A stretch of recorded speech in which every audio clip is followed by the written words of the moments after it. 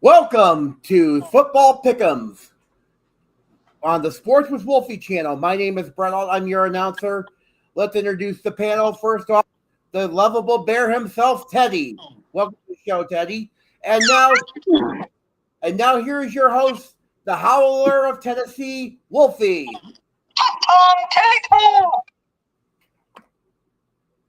Yes, thank you. Hello, YouTube. How's everybody today? Yep. All right. All right. Now, So we're doing a combo this week. We're doing the college and the NFL today. We're going to go ahead and get her fired up with the college. So we got a lot to talk about here. I didn't yawn at all, and then I get on here and I'm starting to yawn. I don't believe this. Yeah, Wilma, you're early today, and you already got a howl. How about that? That's right. Wilma Risky. Woof, woof, woof. You get a bonus, Wolfie. Woof, woof, woof. All right. So, Hey, Wilma. Crazy football week last week. Man, it was wild.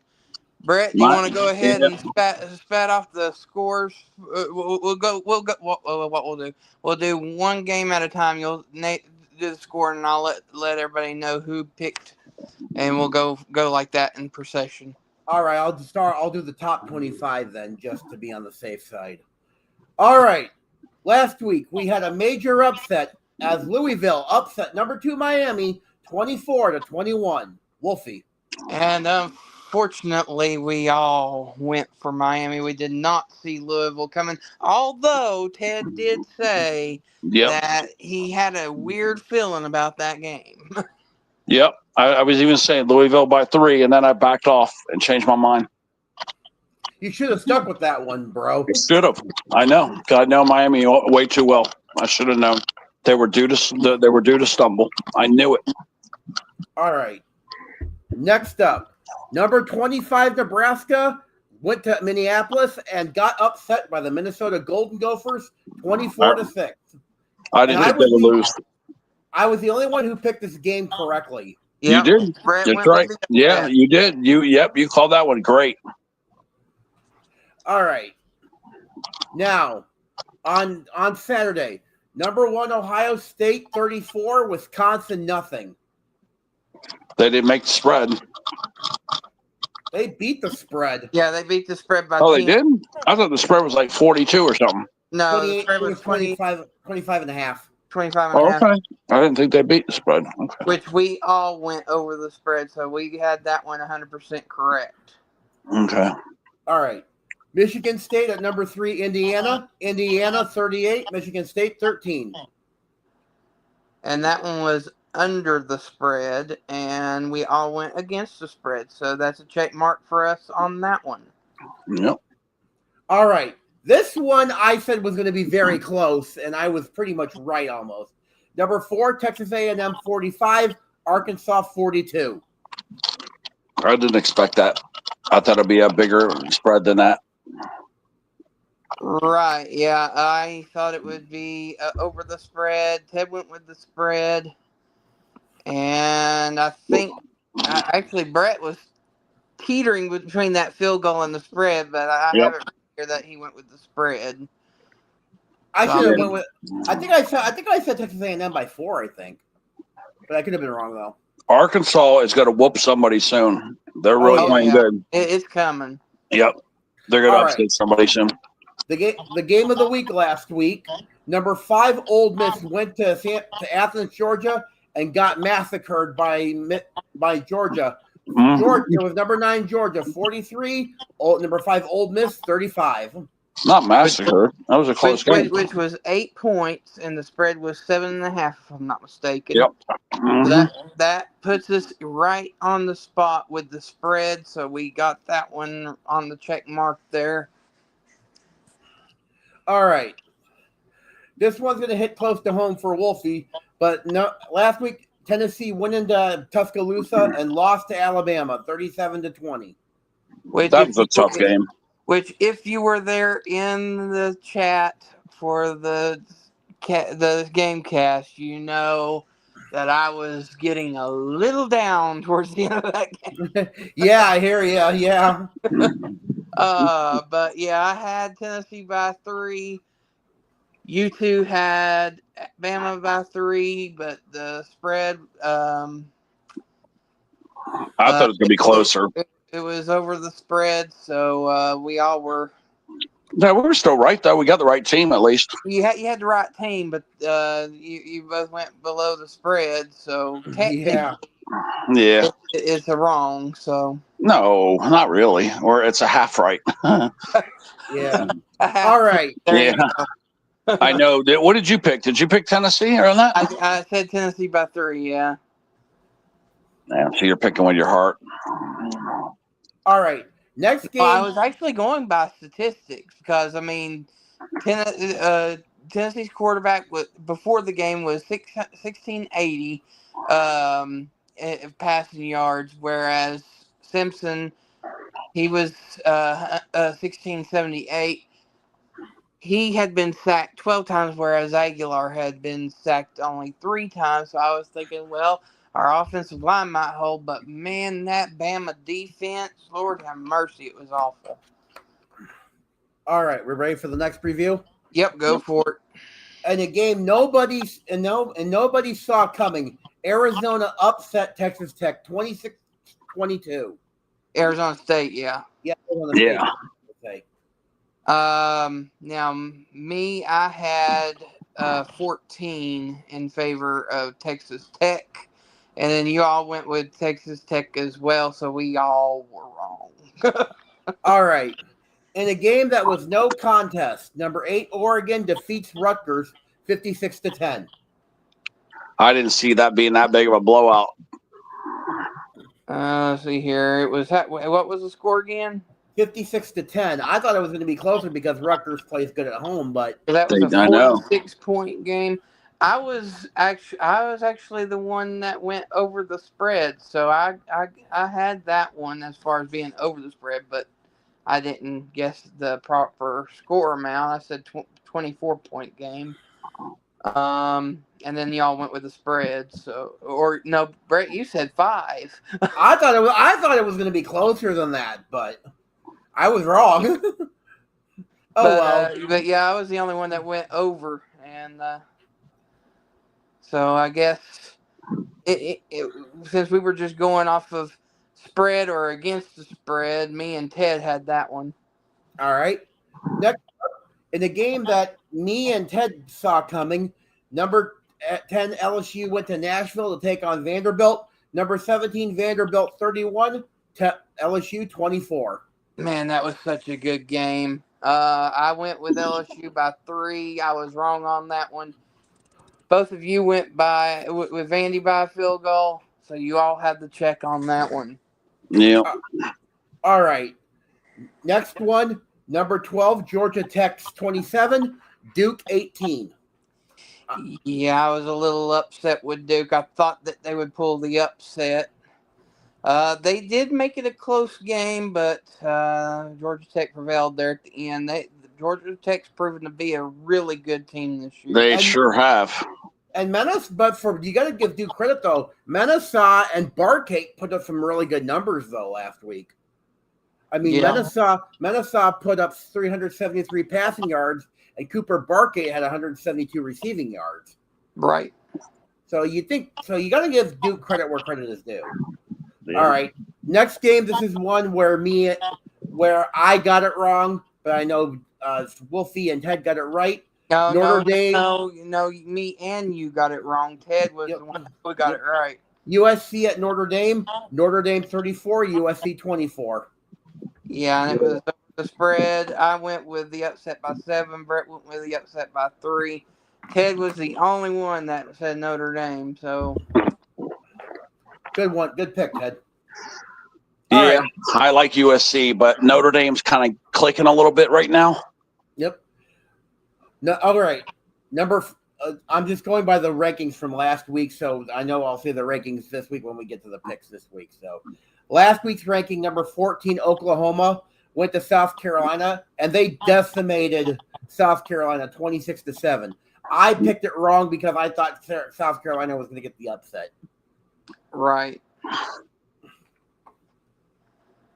I went against the spread, so on the technicality, I was also wrong on that. But Well, you're half right. You picked the right team, so you got to give yourself a half right. okay, I'll give myself a half a point. I keep forgetting. Yeah, that's right. But Ted gets the full check mark. He said Oklahoma by 5, which was over the spread.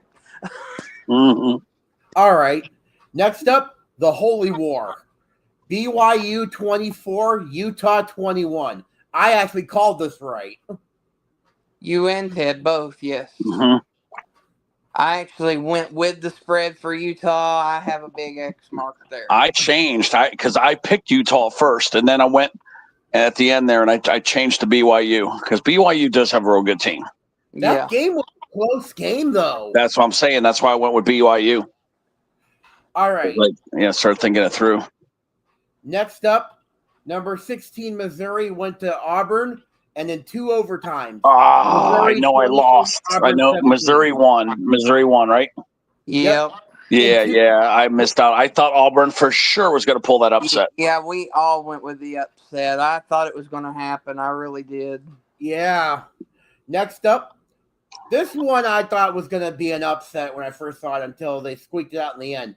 Washington State at number 18, West Virginia. Virginia 22, Washington State 20. Yeah, we went with Virginia, didn't we? All of us? Yeah, we all went with Virginia, but against the spread. So we were 100% right on that. Okay. All right. Next up, Florida Atlantic went to South Florida. The Bulls beat the Owls 48-13. Which was way above the spread. Yeah.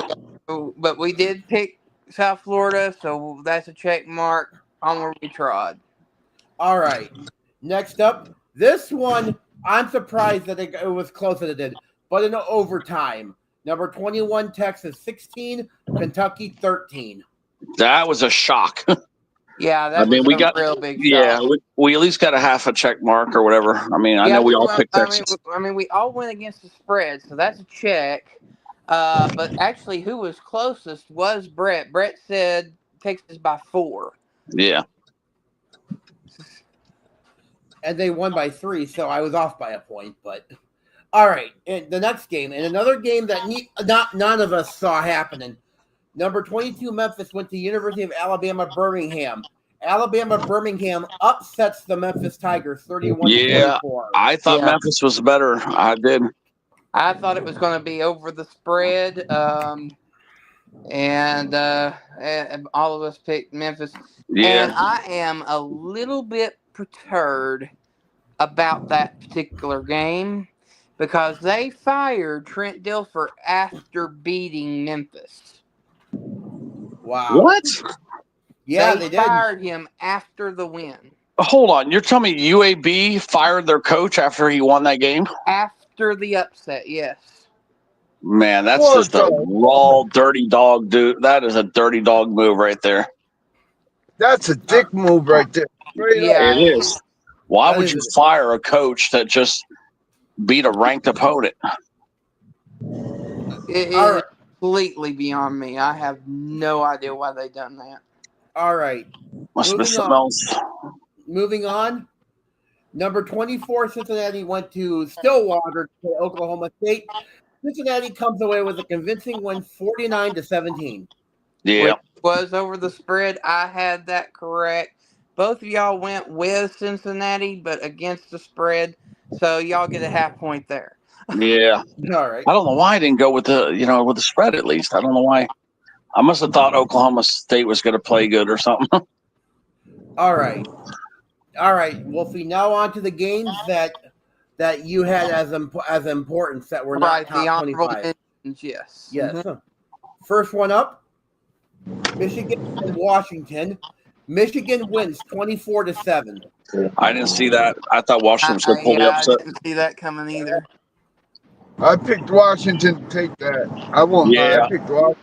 Yeah, Washington's got a hell of a team. I guess Michigan just plays good at home. You got to be careful playing against Michigan at home. Because, like, remember last year they beat the Buckeyes, wasn't it? Or was it the year before? But I remember. I think it was last year. Yeah. You got to be careful with that. Michigan plays amazing at home most of the time. All right. One of the other ones that was on Wolfie's list was Arizona at Houston. Houston beat Arizona 31-28. Yeah, that was a close one. I know I picked Houston, but I don't know how much by. You just went with Houston on the spread, so you and Brett had to check on that one. I thought Arizona would win by a field goal. It was still a close game, though. Oh well, yeah. All right, one of the honorable mention games that we thought that we first overlooked until I found it, but it ended up being a close game. Baylor at TCU. TCU 42, Baylor 36. Ooh. That was a close one. I don't even remember who I picked. That was such an even game. I don't remember who I picked either. I think you guys picked Baylor. I picked TCU. I thought I picked TCU, but I thought I might have picked TCU Baylor. I don't know. I went with Baylor solely on Robinson, who's probably going to be in the Heisman run. I just don't remember who I picked. I would have picked the Horned Frogs, I think, but maybe I didn't. I think you did pick the Baylor Bears because I picked Maybe. TCU.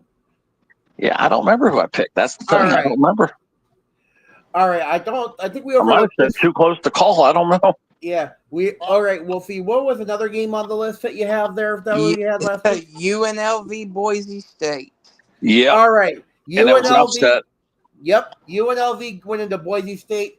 The Rebels are no longer undefeated. Boise State gets the upset at home. Boise 56, Yep. UNLV 31. Yeah, I missed that one. I picked UNLV. We all missed that one. But you know what's crazy is I said, I called this in the beginning of the year. No college team is going to go undefeated. Yes, and look there at is. There's two you're teams. looking more and more right there, Angel, but I still think there will be at least one. There's going to be Ohio State and Indiana undefeated. Oh. Going into the playoff, yeah. Yeah, going into the playoffs. All right, now, what about that Florida game? Didn't you have that as a bonus game? Florida, Mississippi State versus Mississippi State. Yeah, that's all right, and I know I picked Florida. I know I picked Florida. Ted. Florida got the win of the Swamp, 23-21 over Mississippi State. Yep, and I picked it by probably 1 point or 3 points or something. But you just said against the spread. Oh, okay. All right. What? Also, I know I threw this one on here because it was a personal pick for me. But Iowa beat Penn State 25-24. Wow, what a good game that was.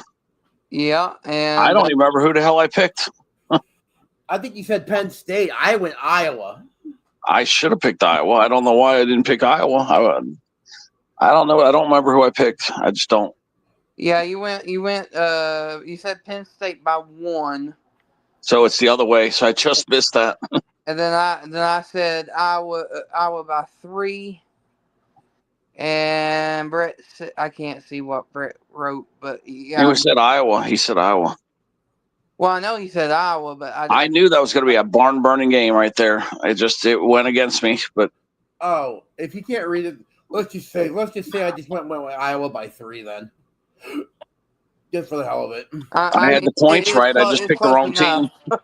Yeah, I had the points right. I just didn't have the right team. All right, next up, I think SMU at Clemson was on that list. No, that was all we had.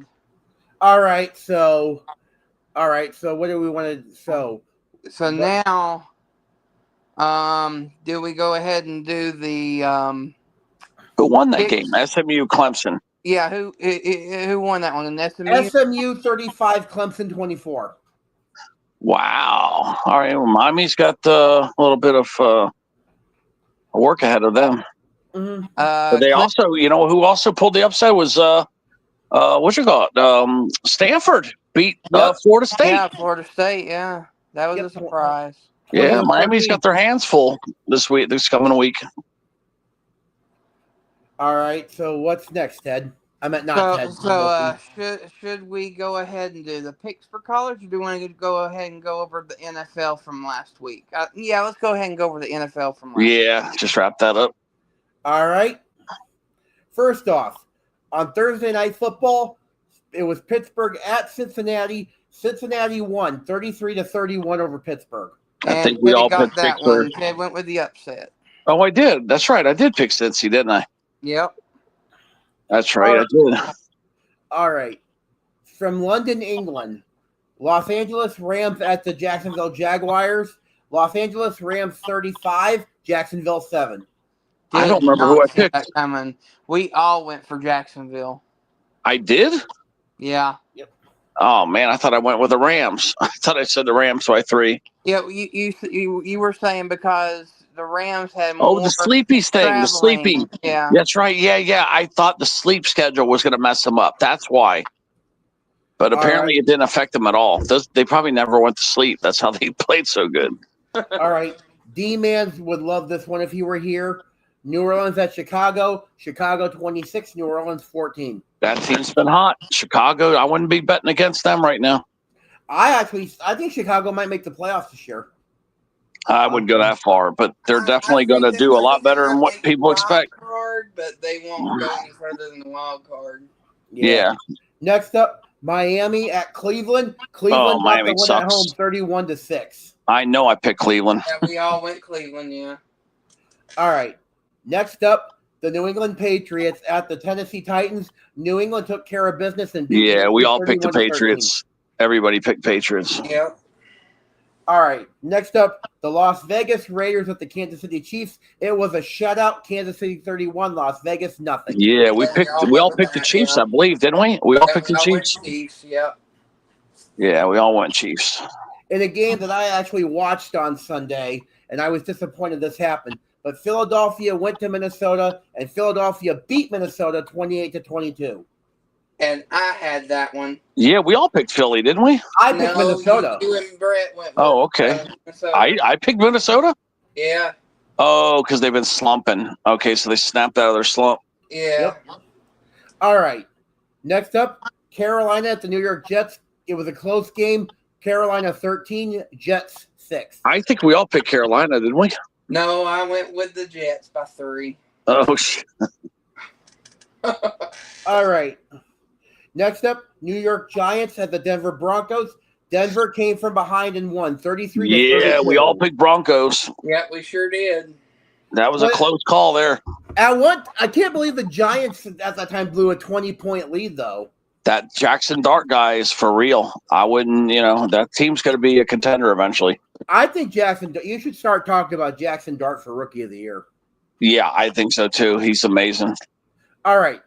Indianapolis at the Los Angeles Chargers. I said that the Chargers alternative uniforms look tacky, so we picked the Colts. Colts 38, Chargers 24. Yep. Yeah, the Chargers look so good for the first 3 games of the year, and now they look like garbage. Well, Indianapolis's halfback, Taylor, he is a beast out there. He's probably one of the best halfbacks in the NFL right now. Oh, yeah. All right. Next up, Washington and Dallas saw the return of CeeDee Lamb. Dallas 44, Washington 22.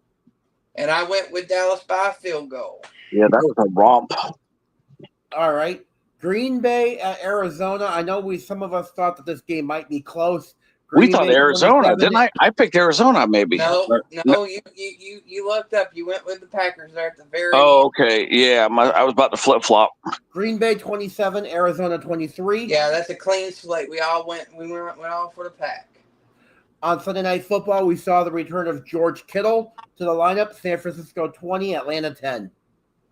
Yeah, I think I picked Atlanta, I think. Yeah, we all went in Atlanta, yeah. Yeah. All right. On Monday night game number 1, Tampa Bay at Detroit. Detroit stands at home and wins 24-9. I don't even remember which way I went. Yeah, we all went Lions. Okay, good. Because I almost went Tampa Bay. I know I was thinking it, but it was that's right. It was at Detroit. That's the reason why I picked them. And then the second game, the nightcap, Houston at Seattle. Seattle stuck it to the Texans and won 27. We all picked Seattle. Yeah, by a touchdown to be exact is what we predicted, which was over the spread. So we actually did really well. Yeah, we all did well. Yeah.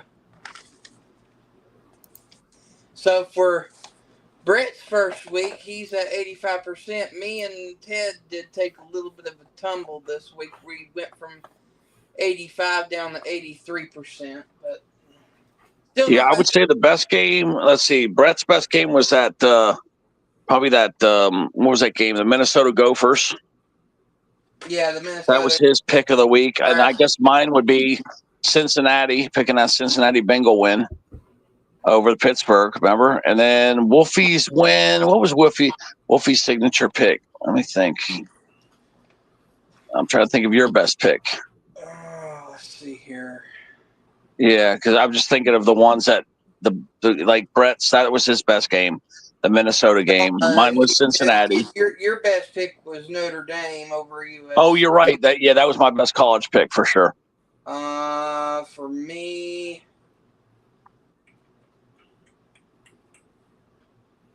I was gonna say, wasn't it Georgia Tech? no. I'm trying to remember. Well, no, Wolf did call one of them. Yeah, Wolf did get one of the games almost pretty much exactly right. Yeah, one that we didn't get. I know. I don't know which one it was. Yeah, I don't remember which one it was either. But yeah, Notre Dame was my best win. The Washington Gopher game was your best win.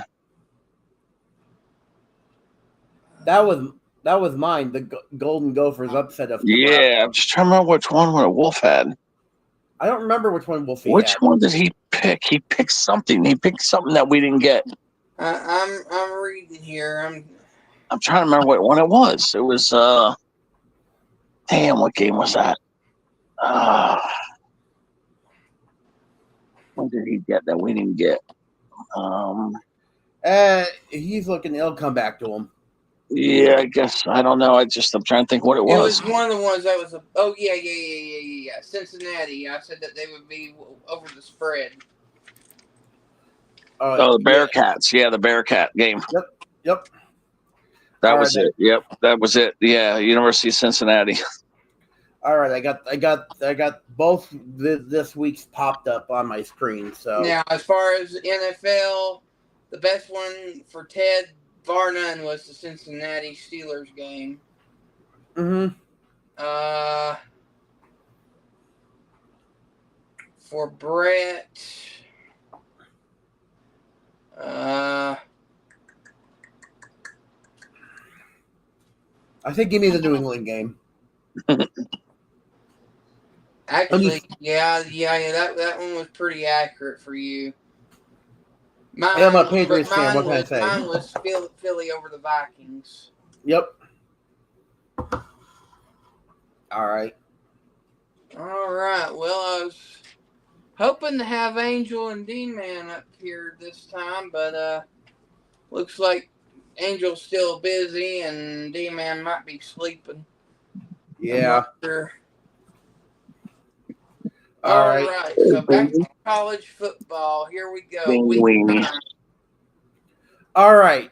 First up, for the top 25, first game on Saturday at Memorial Stadium in Bloomington, Indiana.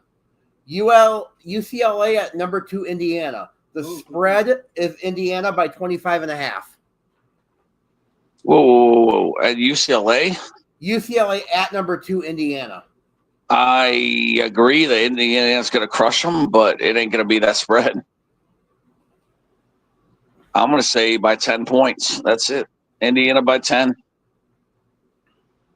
I'm fairly sure of that because, I mean, I don't know. I mean, what do you think? Well, maybe I'll go 17, but I don't think it's going to be that spread. UCLA was 0-4 to start the year. They've been 3-0 in the last 3 weeks against Penn State, Michigan State, and Maryland. Teams that have sucky records. They haven't played a good team though, as Indiana though. Well, okay, the spread you says 25. 25.5. Yeah, I'm going to say. You know what? I'm going to go 20. I'm going to say Indiana by 20. That's it. So I'm under the spread. 20. Indiana by 20. I figure 2 touchdowns, 2 field goals. I think Nico's kind of getting into rhythm a little bit, even though that's why I'm going 20 points. He's getting into a rhythm, even though I despise him. I'm going to say Indiana 17. by 14. Yeah, I almost said 17.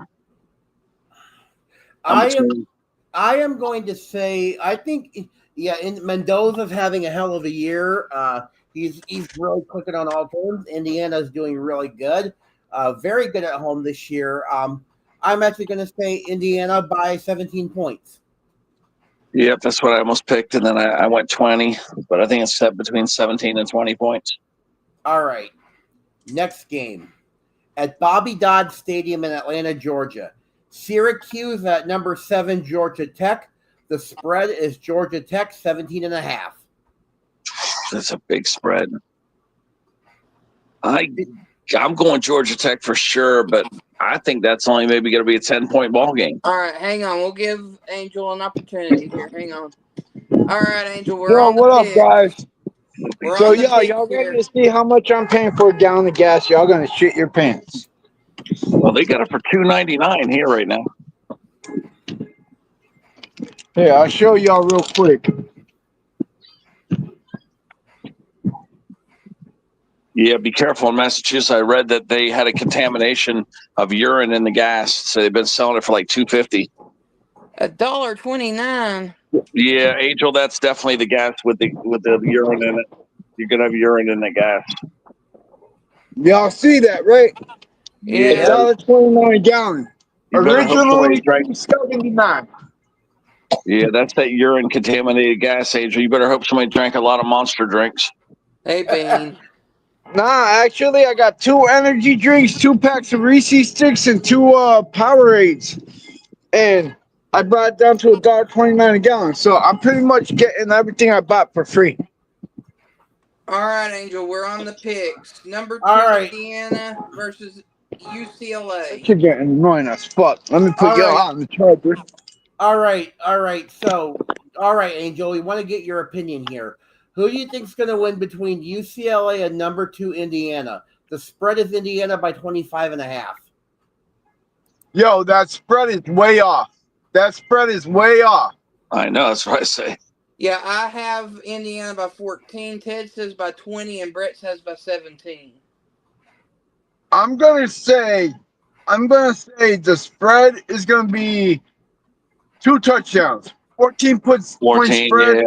yeah, those are all great guesses. And by honest truth, I ain't gonna sugarcoat it. I'm gonna go with the upset of UCLA. Oh, okay. You're freaking nuts, Angel. Angel upset. Yeah. Oh, you know why? You know why? Because Indiana's got this ego up their ass. You're right about that, actually. That I is agree. true. Yeah, you are We're right. undefeated. We're playing UCLA, which is a crap team, but they beat one of the top teams this year already. But that top team is trash now, and their coach is fired. So, Yeah, how good was that win, really? You know. I'm just saying it, y'all. I'm picking UCLA for the upset. All right, I got it. Wow, that's a ballsy thing right there. All right. The next game. Now going back to the Syracuse Georgia Tech one. Go ahead, Brett. All right. At Bobby Dodd Stadium in Atlanta, Georgia. Syracuse at number 7, Georgia Tech. The spread is Georgia Tech by 17.5.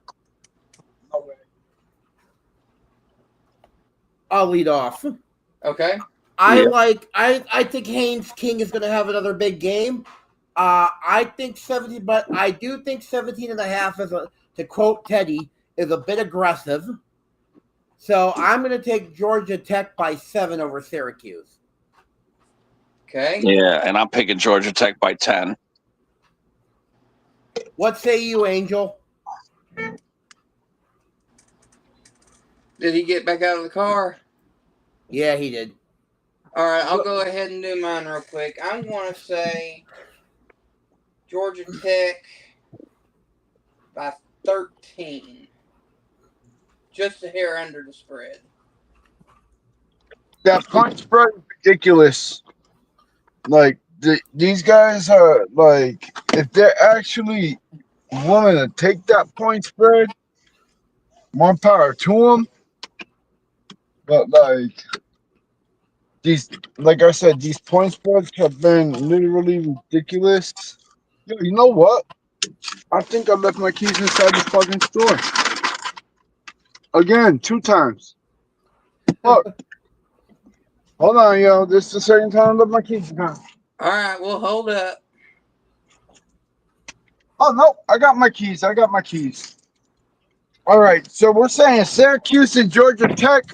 Yeah, I'm that's gonna number 7 Georgia Tech playing at home against Syracuse. And it's a Yeah, 17.5 spread.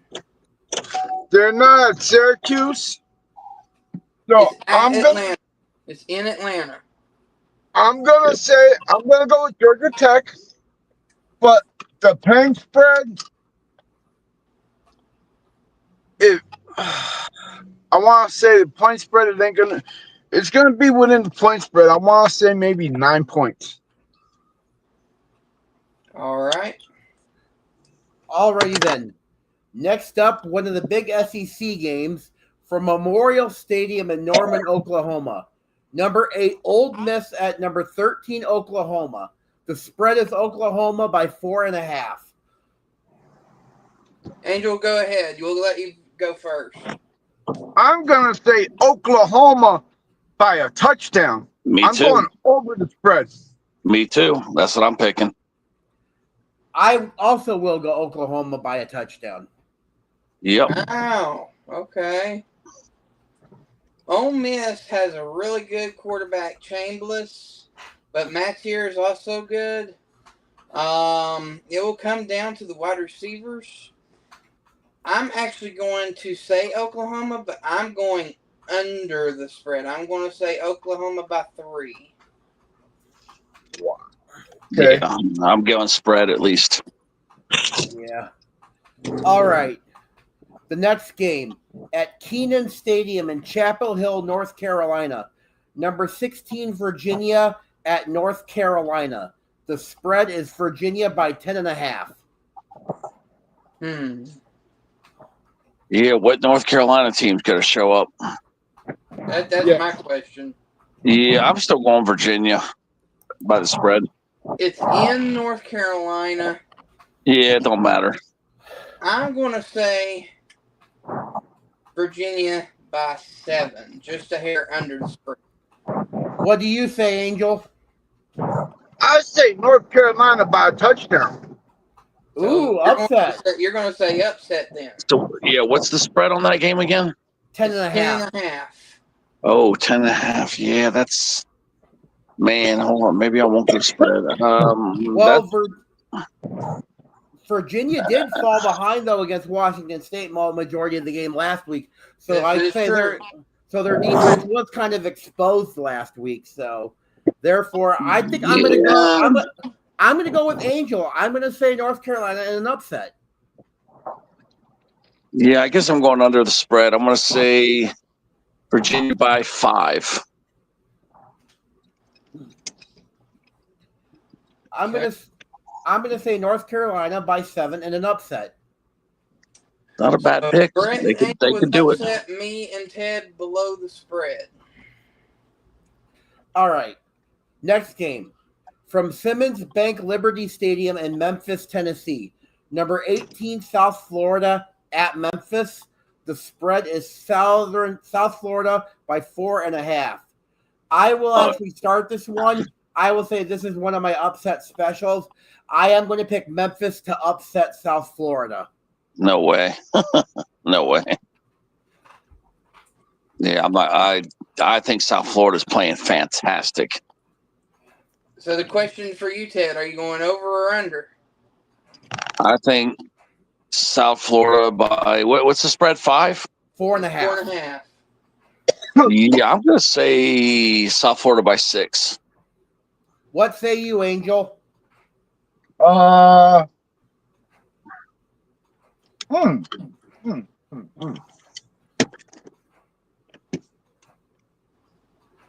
going Memphis by 3.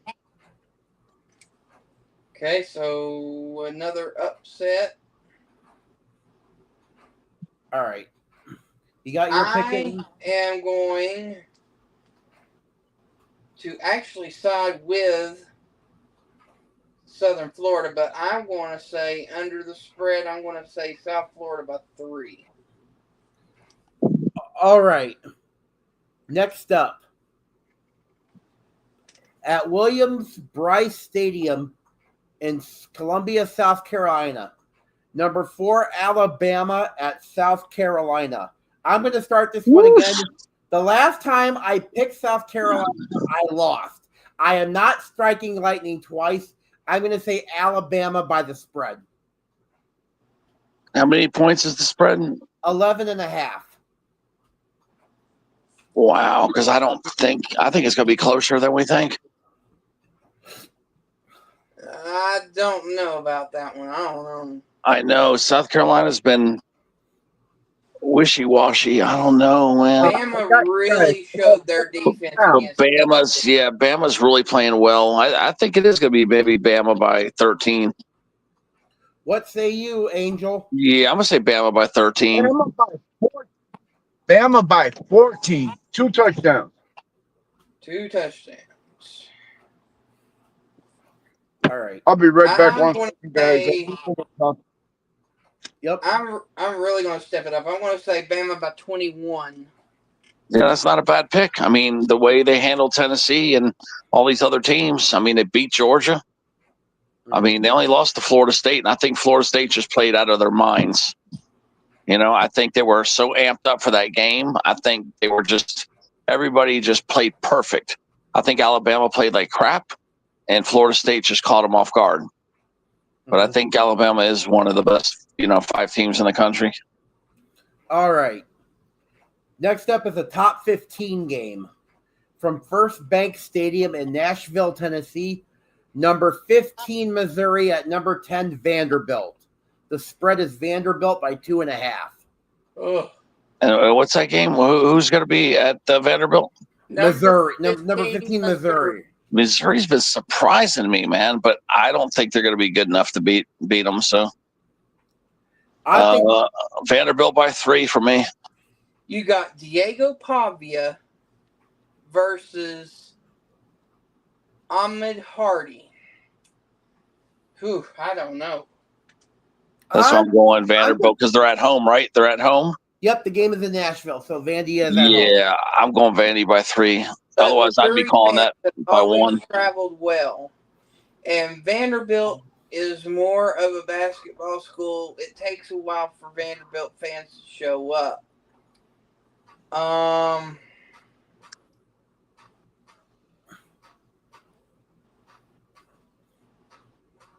I can go if you want me to, Wolf.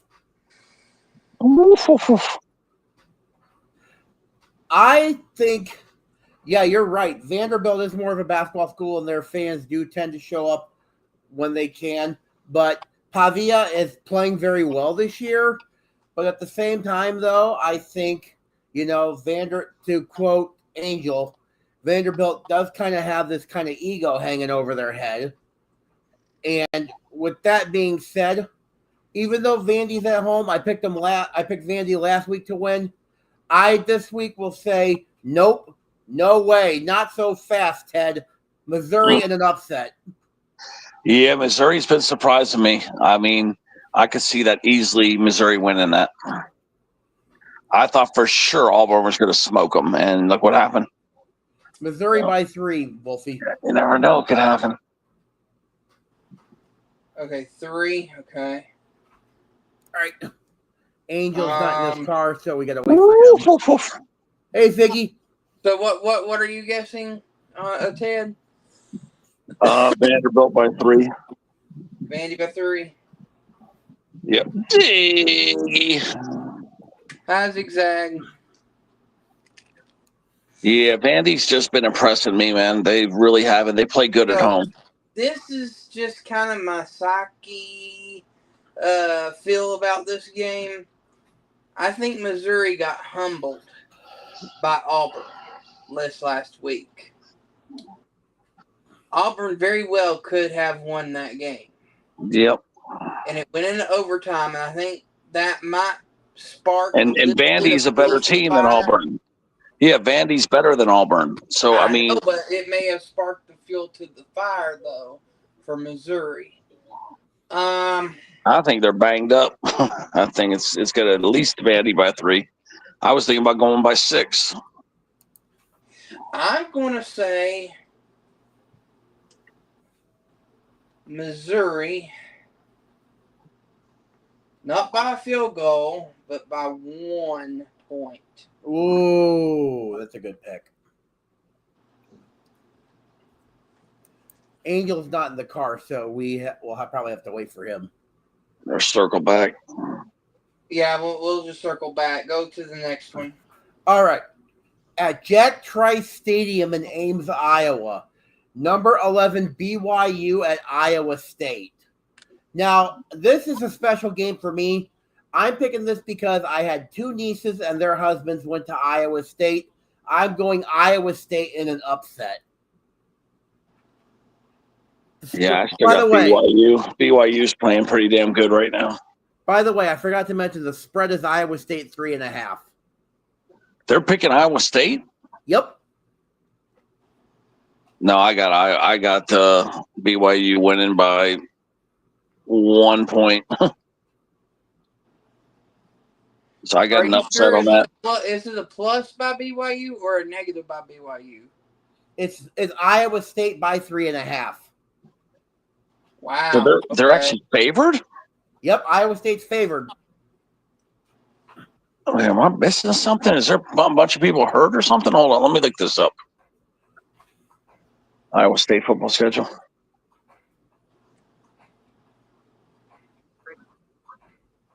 Let's see here. Okay, they're 5-2 overall. They're 2-2 in conference.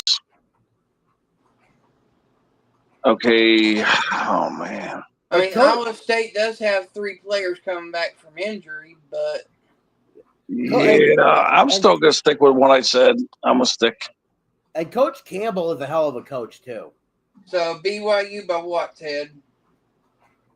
By 1 point. By 1. Yeah, I think it's gonna be like a too close to call almost. I think it's gonna be a tight ass game, back and forth, back and forth. All right, what say you, Wolfie? Well, at the beginning of the year, Iowa State was hot until they got injuries.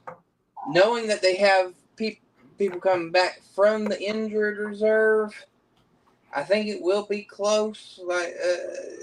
But will they pull the upset? That's the question. Yeah. BYU did really well last week. And it is in Iowa State. It's in Ames.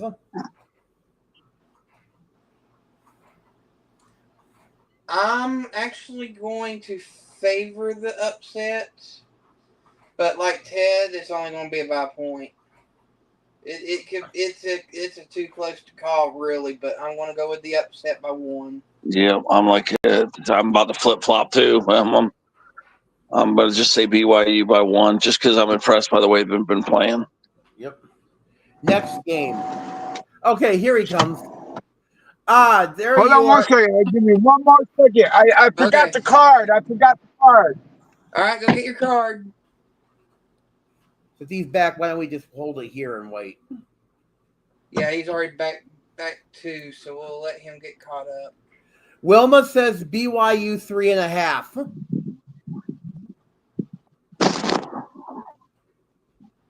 I mean, that could be right. I mean, that it's too close to call. So, I mean, you could be right, Wilma. Wilma Brewski.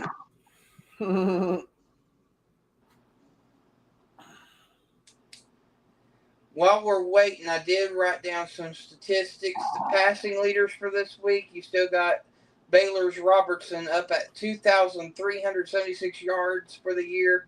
Duke Mensa's at 2,211. USC's Mayava is at 2,180. San Jose State's Eget is at 2,160. And TCU's Hoover is at 2,124 for the year. Rushing leaders, Jacksonville State's Cook, 949 yards. Texas San Antonio's Henry Jr. is at 868. Missouri's Ahmad Hardy is at 840. BYU's Martin is at 774. And Notre Dame's Jeremiah Love is at 750. Mr. Love. Mr. Love. And team sacks rankings go Oklahoma and Western Michigan at 28 sacks, Tennessee at 27 sacks, UConn and Indiana at 26 sacks, and Texas A&M and Texas Tech at 25 sacks. Okay, Angel, since you're back, we have a couple of games for you to pick. So, first one. All right. First one is in Nashville, Tennessee. Number 15, Missouri at number 10, Vanderbilt. I'm going Vandy. By how much? Oh, the 10 spread points. All right. And then You the said next 10 points? Yeah, he said 10. Wow, okay. All right, and then Angel, the next game we just picked, number 11 at Jack Trice Stadium in Ames, Iowa. Number 11 BYU at Iowa State. Ooh, I'm going BYU. What's the spread on that? Iowa State by 3.5.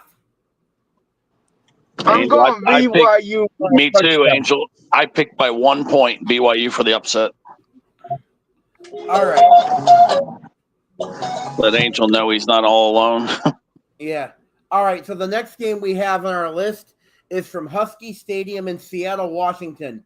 Number 23, Illinois at Washington. The spread is Washington by 4.5. Sorry, Brett. What was the point margin, Angel? BYU by a touchdown. Touchdown, okay. All right, continue, Brett. So, to repeat, at Husky Stadium in Seattle, Washington, number 23, Illinois at Washington. The spread is Washington by 4.5. I'm really surprised that they're favoring Washington. Me too. I've got Illinois for the upset then. I've got them by 3. I got Illinois by 3. What's I got Illinois by a touchdown. Careful, Washington's good at home. They are, but after I saw what they did with Michigan, I don't think they got it was pretty bad. Washington was exposed last week, so that's what I'm saying. I think I'm going to go Illinois. with, I'm going to say Illinois by 4.5. Yeah, Illinois got a good team, and they're due to get back on track, I feel. All right. Remember, Illinois was ranked number 9 in the country at one time this year.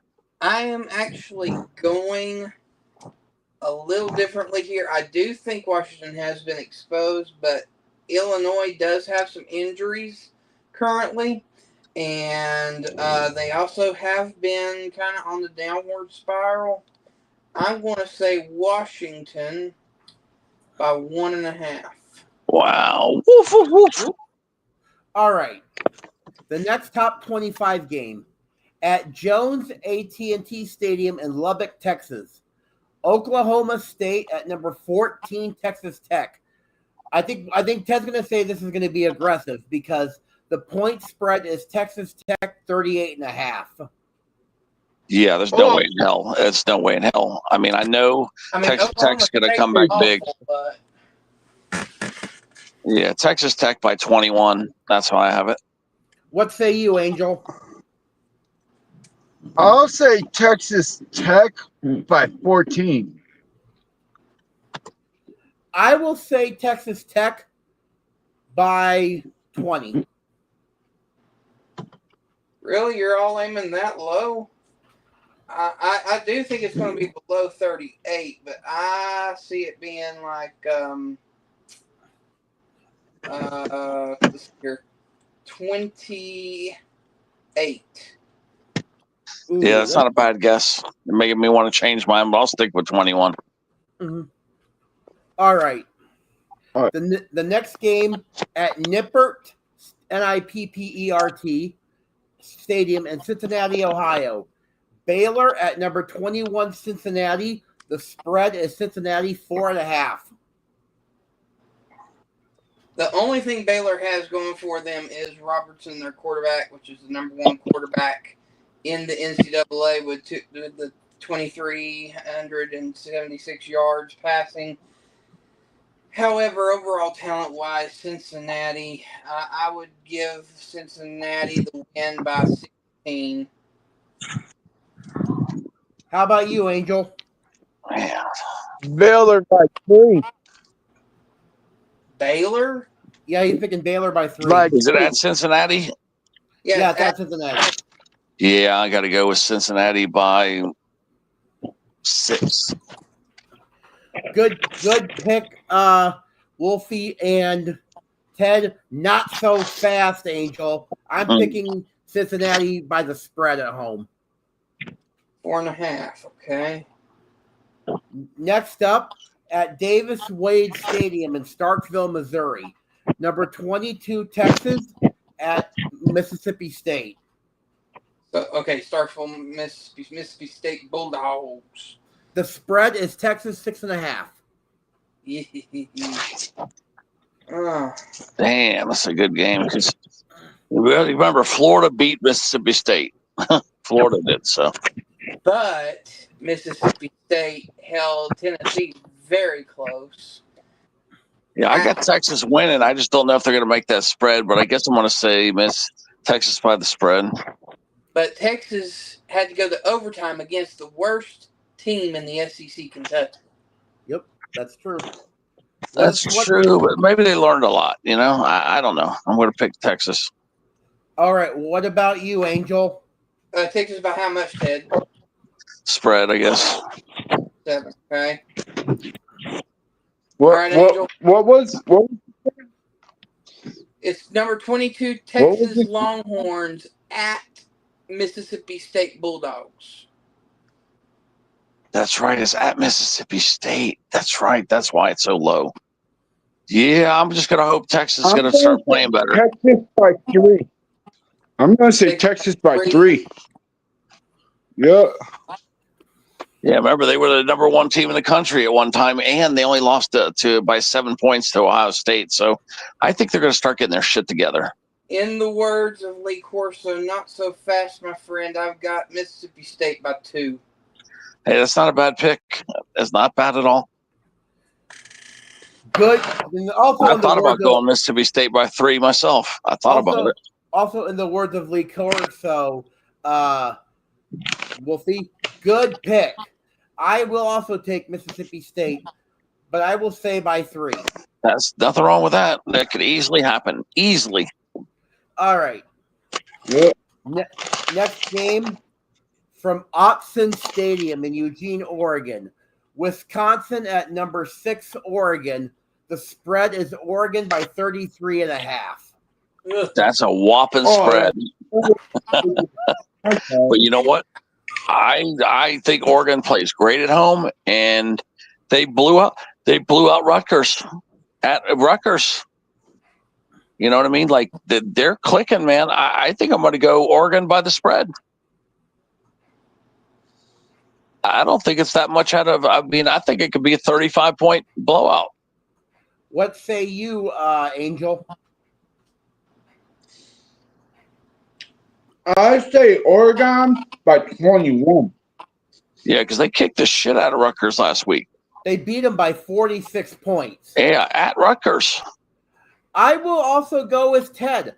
I am going to say Oregon, and they cover the spread. Yep.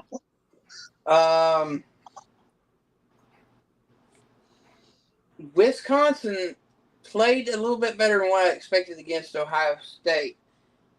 However, Oregon's spread offense is one of the best spread offenses in the country. Yeah. I'm still going to, it's definitely going to be Oregon, but I am going to go under the spread like Angel, and I'm going to say Oregon by 28. 28, Wolf? 24. Oh, okay. All right. Next up, at Hard Rock Stadium in Miami Gardens, Florida, Stanford at number 9, Miami. The spread is Miami by 29.5. No way. No freaking way. There's no way. That thing is so far off. I got Miami barely even winning that game. I got Miami by 6. Yeah. I say Miami by a touchdown. Yep. Miami by a touchdown. You know, I'm going to say, in the words of Lee Corso, 29.5 is too much. Miami, close. Real close. I'm going to say Miami by a field goal. Remember, Stanford went to FSU and beat FSU last week. That's true. Well, like I said, I got Miami only winning by 6. I think it's going to be a close game, maybe. And Miami is still messed up in the head from losing to Louisville. Like, Louisville's game plan was just spectacular. They just crushed Miami. You all are saying close. I too say close. But as far as that close, I want to say not entirely so fast. I've got Miami by 15. Yeah, that's a good pick. That's what it should be. That's what it really should be. But I just got a feeling that they're going to start screwing up again. I don't know. I just lost a lot of confidence in Miami. That's why I say by 6. All right. Ted, Angel, and Wolfie, I have designated this next game as the game of the week. From Tiger Stadium in Baton Rouge, Louisiana. Number 3, Texas A&M. At number 20, LSU. The spread is Texas A&M by 2.5. I designated this the game of the week. Yeah, I'm also going to call this the upset of the week. I got LSU by 3. LSU by 3. Exactly what I was going to say, Teddy. Yep. You know that right on the money for me. Tiger Stadium in Baton Rouge is one of the toughest places to play. It's intimidating. You're right. And I think, I hate to say it. Let me tell you, I've been down to that stadium. I literally got pictures of the stadium, dude. That stadium is huge. Like, the sound, it breaks the sound barrier records. Okay, that's one of the loudest stadiums in the. It's the loudest stadium that we have in the United States. So when you're at LSU, it is very intimidating. So that's why I'm going LSU. Well, it's actually now the second loudest next to Knoxville, only because Tennessee broke the record against Georgia. But yeah, that stadium is beautiful. The crowd environment is amazing. Let's see here. You both say by 3. I haven't made a pick yet, but I'm gonna only do it by only doing part of a song. But I doubt I'm gonna do it. Roll the Tiger. I got LSU in an upset by 3 as well. Wow, you would think I would be doing the same thing by the way I'm talking. But I want to say not so fast. I know. He's going Texas A&M by 3. I already can tell. Going to go Texas A&M. No. That's what Wolfie's doing. Texas A&M by 3. Yep, I already can tell. Don't put words into my mouth. Don't put words in my mouth. All right, Texas A&M by 7 for Wolfie.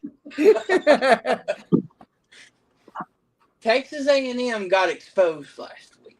I know, but I know you're still picking them. I say LSU by 10.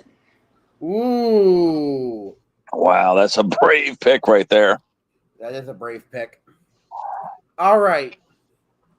Next up at L&N Federal Credit Union Stadium in Louisville, Kentucky. Boston College at number 19, Louisville. The spread is Louisville 25.5. That's right. No, I'm going Louisville by 25 or 26, whatever. I will also take Louisville by 25. Yeah. What say you, Angel? Boston College sucks bad. I take Louisville, but not by 25. I'm giving them 14.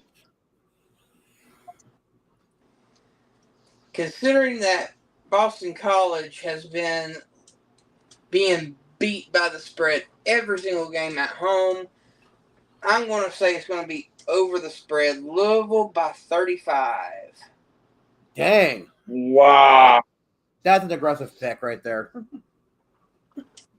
All right. Next up, this is a Big Ten rivalry game from Spartan Stadium at East Lansing, Michigan. Number 25, Michigan at Michigan State. The spread is Michigan 14.5.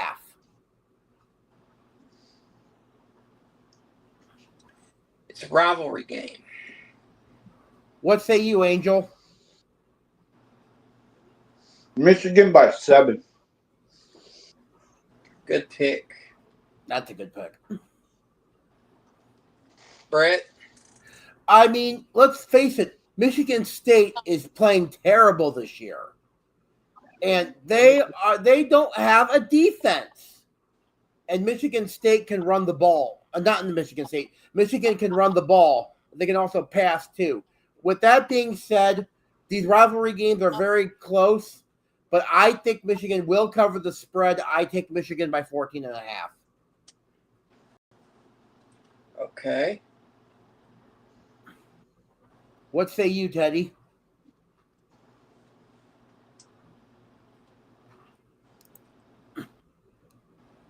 I think he's muted.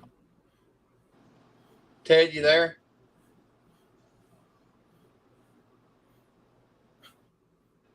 He may have ran to the restroom.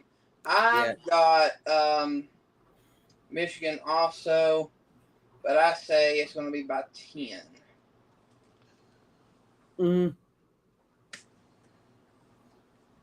All right. While we wait, we'll circle back to Teddy. Yeah, we'll circle back to Ted on that one. All right. I know which way Wolfie's going to pick this next game because I just know it. All right. There he is. All right, Teddy. From Spartan Stadium at East Lansing, Michigan, number 25 Michigan at Michigan State. This is a rivalry game. Michigan by 14.5 is the spread. I've got Michigan winning, but only by 10. That's what I did. Good pick. Yep. Okay. All right. Next up, at Kroger Field in Lexington, Kentucky. Number 17, Tennessee at Kentucky. The spread is Tennessee 9.5. Wolfie, you're going to like me. I am going to pick Tennessee, and they will cover the spread. Yeah, I like Tennessee on that one, of course. How many? What's the points? 9.5 is the point spread. Yeah, I'm going to say by 10. I'm going to say, Tennessee by 10. What about you, Angel? Who do you got?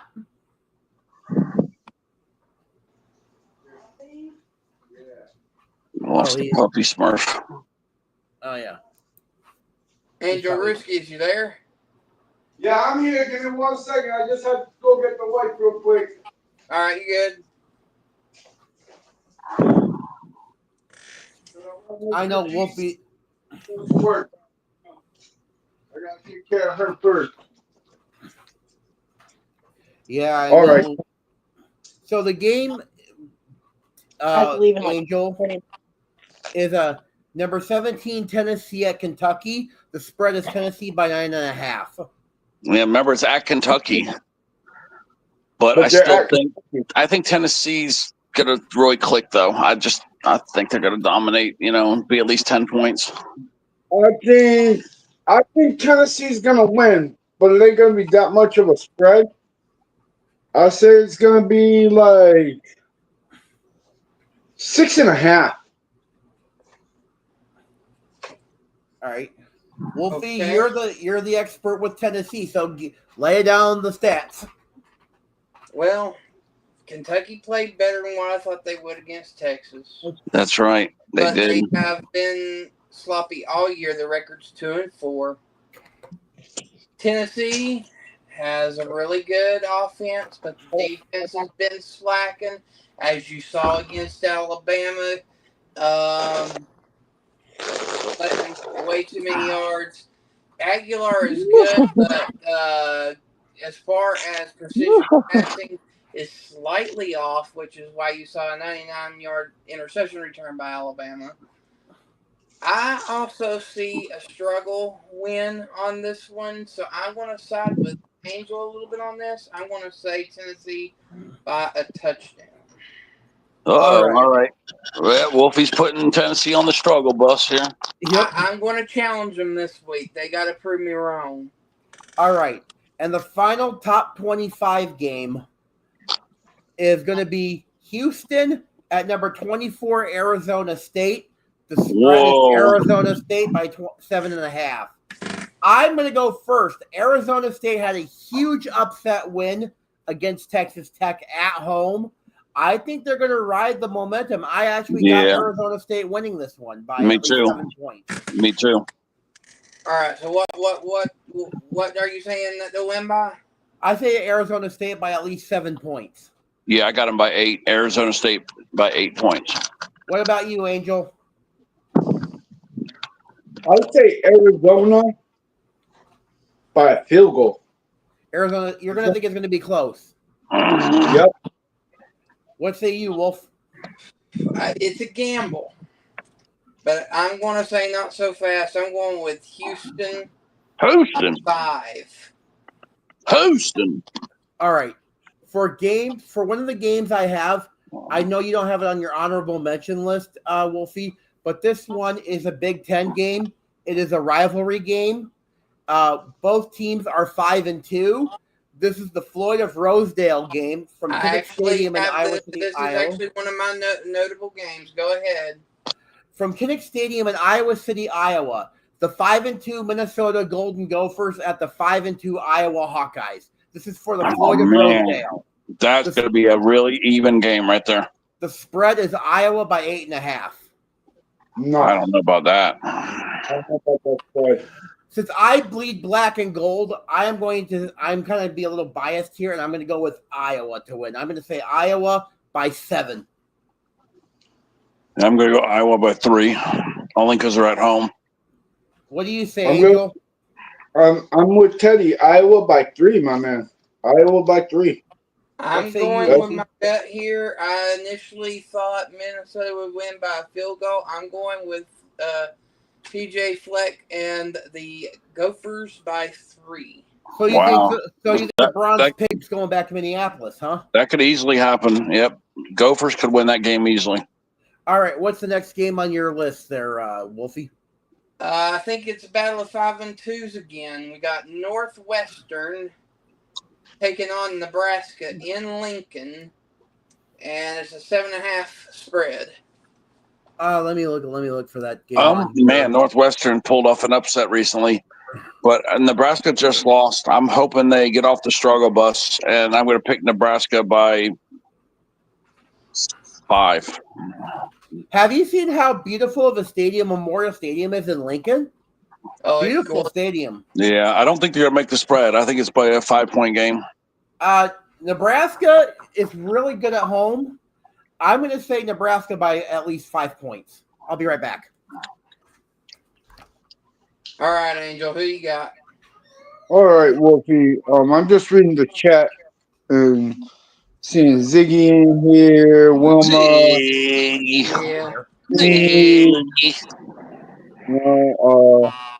I think right now one of the biggest teams on the struggle bus that's an actually good team is freaking Auburn. That's one of the teams. I'm gonna go Northwestern by 2. Interesting. Northwestern by 2. Angel said 2, right? Yeah, Tiddly 2, right? Yep, Tiddly 2. All right. I actually am in agreement with Angel on this one. I also have be smart. All right. Do you have this one on your list of games? Another rivalry game, Wolfie? Which one are you referring to? Kansas and Kansas State. No, I do not. Okay, never mind. It's not a winning record. All right. Well, what do you have next on your list?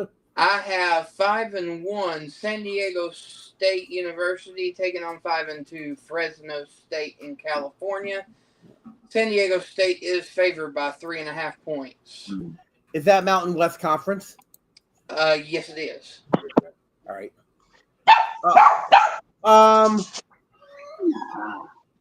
Fresno. I actually like Fresno State at home here. I think they're decent at home. I am going to say Fresno State by at least 3 points. What game was this? Fresno State and who? San Diego Fresno State. State. They're 5-2 versus 5-1 San Diego State.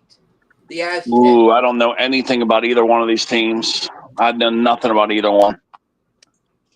San Diego Flip a State coin, used to be good a long time ago. I got to look at some stuff. I don't have no clue about either one of these teams. Yeah, I don't have it. San Diego has State a good football run schedule. game. Fresno State has a good pass game. Yeah, I'm looking right now to see what they've done, and because I have no clue about either one of these teams. I need to go change my pants because I ain't working till 9:45 tonight. What the hell's going on here? Let me see here. I'm going to also go with Fresno State. I'm going to say Fresno by a touchdown because of the pass. Well, San Diego State crushed Nevada, which Nevada beat UCLA, but 44-10.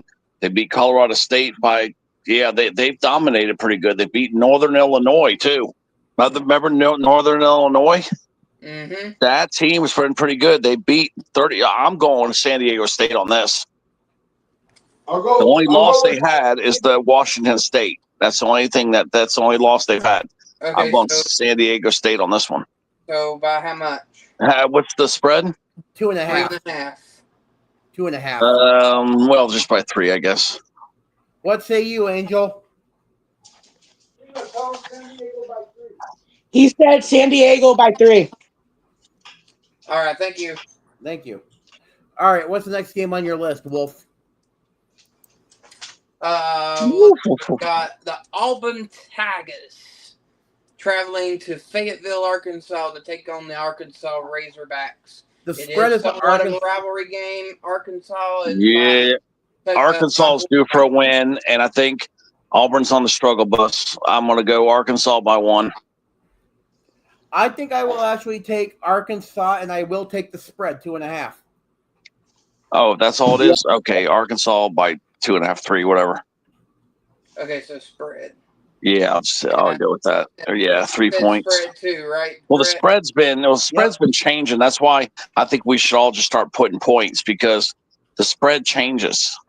Okay, so you by 3. What do you We say? really need to start being points. Picking points. I'll say Arkansas by 3 then. Yeah, because these things are. By 3. They keep changing the odds. By 3. Yeah, they keep changing the spread, and then it's confusing, So we need to pick our points. Somewhere. So everybody's Arkansas by 3 besides me. Mm-hmm. Yeah, Auburn's on the struggle bus, man. They just they can't close games, and being at Arkansas, I don't see them getting off the struggle bus. All right. I see Auburn by 7, but that's just me personally. That's what it should be, but we know Auburn can't do shit. They can't close. Yeah. All right, so the last one that I have is Coach Sanders in Colorado traveling to Utah. And the last I checked, it was a 13.5-point spread for Utah. The spread is 13.5. Yeah, you know what? I was going to go under the spread, but Utah's damn good at home, man. I'm going to go. What's the spread? 13.5. 13. Yeah. Yeah, I'm going to say 14 points. Utah wins. Yeah, I'm going to take Utah at home because they're really good at home, and Coach Whittingham gets another win. The game's in Salt Lake. I like Utah. I take Utah by at least 14 points as well. I can't stand Prime anyway. He's all hype. He's just going to made a stupid Aflac commercial with Nick Saban. He's all hot shit. Mm-hmm. What say you, Angel? I don't think he can coach that well. Utah going under spread by 10. Okay, Utah by 10. Well, be Smurf. Colorado played way better than I expected this last week. And yeah, but remember, it's at Utah. Now, if it was at Colorado, I would agree with you. But it's at Utah. But Colorado's also been a better team away than at home. So I'm going to say Colorado by 2. Yeah, it could happen. Yeah, it could. Is that it for our college games, Wolfie? That's it for college. All right, time to move on to the pro. Yep. All right. All right, do you have your paper ready there, Wolfie? Yeah, statistics for the pros. You got passing leaders. You got the Chargers Herbert with 1,913 yards. Dallas's Dak Prescott with 1,881. Los Angeles Rams Stafford with 1,866. Kansas City Mahomes with 1,800. And Indianapolis's Jones with 1,790. Rushing leaders is Indianapolis's Taylor, like I already mentioned, 697. Dallas's Williams with 592. Carolina's Dowdell with 551. Buffalo's Dalvin Cook with 537. Detroit's Gibbs with 526. The sack leaders for the NFL, you have Denver with 34 sacks for the year. That's impressive. Very impressive. Very impressive. The LA Rams with 26. Detroit and Seattle both with 23. And the Pittsburgh Steelers with 22. All right. Shall we get the ball rolling here? Let's steamroll it. All right. The first game on Thursday night from SoFi Stadium in Inglewood, California. The Minnesota Vikings at the Los Angeles Chargers. The spread is Los Angeles Chargers by 3.5. Boy, Chargers have been on the struggle bus. Yeah. I'm going Minnesota by 3. Minnesota did keep it close with what was it, Philadelphia last week. It almost gave them a scare. But they have a short week. Justin Jefferson, I think, is due to have another big game. Jordan Addison's going to be playing too. You look for him to have a big game. I like Mason in the backfield. I actually like Minnesota in this one by at least 7 points. I, too, have Minnesota by 7. So I'm in agreement with Brett. What about you, Angel? I have, y'all saying the 7. Yeah, I have LA by 7. It says 3. Yeah, I'd say 3, Minnesota. I say LA by 7. Wow. Yeah, I mean, they're due to get off the struggle bus, Angel. It might not be a bad pick. All right. So these next games are the 12 p.m. time slot. The 6, 7. I think there's like eight games or 7 or 8 games at the 12 o'clock slot. The first one from Mercedes-Benz Stadium at Atlanta, Georgia. Miami at Atlanta, and the spread is Atlanta by 7.5. Hell yeah. I'd go with Atlanta on that one. I'm going to take the Falcons at home. Atlanta by 8. Atlanta by 8 at least. I think Atlanta covers. I'm going to say Atlanta by 14. I know. I'm thinking about saying 24. Atlanta by 24. But I'm going to just go with 8. What say you? Go ahead, Angel. I say Atlanta by the spread. Definitely Atlanta by the spread.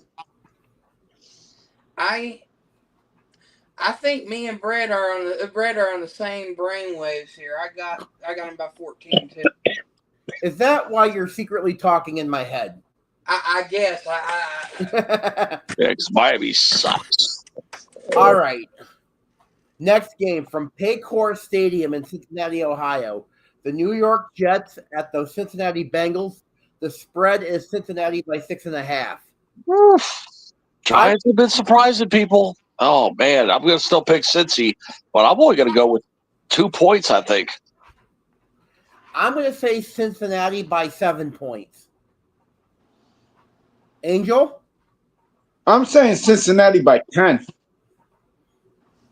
I'm going over the close. spread. It's going to be close. Jackson Dart. I'm going like Cincy by 2 This is points. the New York Jets, not the Giants. Oh, I thought you said Giants. Jets. Cincinnati Bengals. Oh, it is Jets, not Giants? The New York.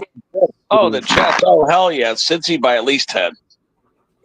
Cincy by 10, dude. I'll say Cincy by 10 all day. I got him by 14.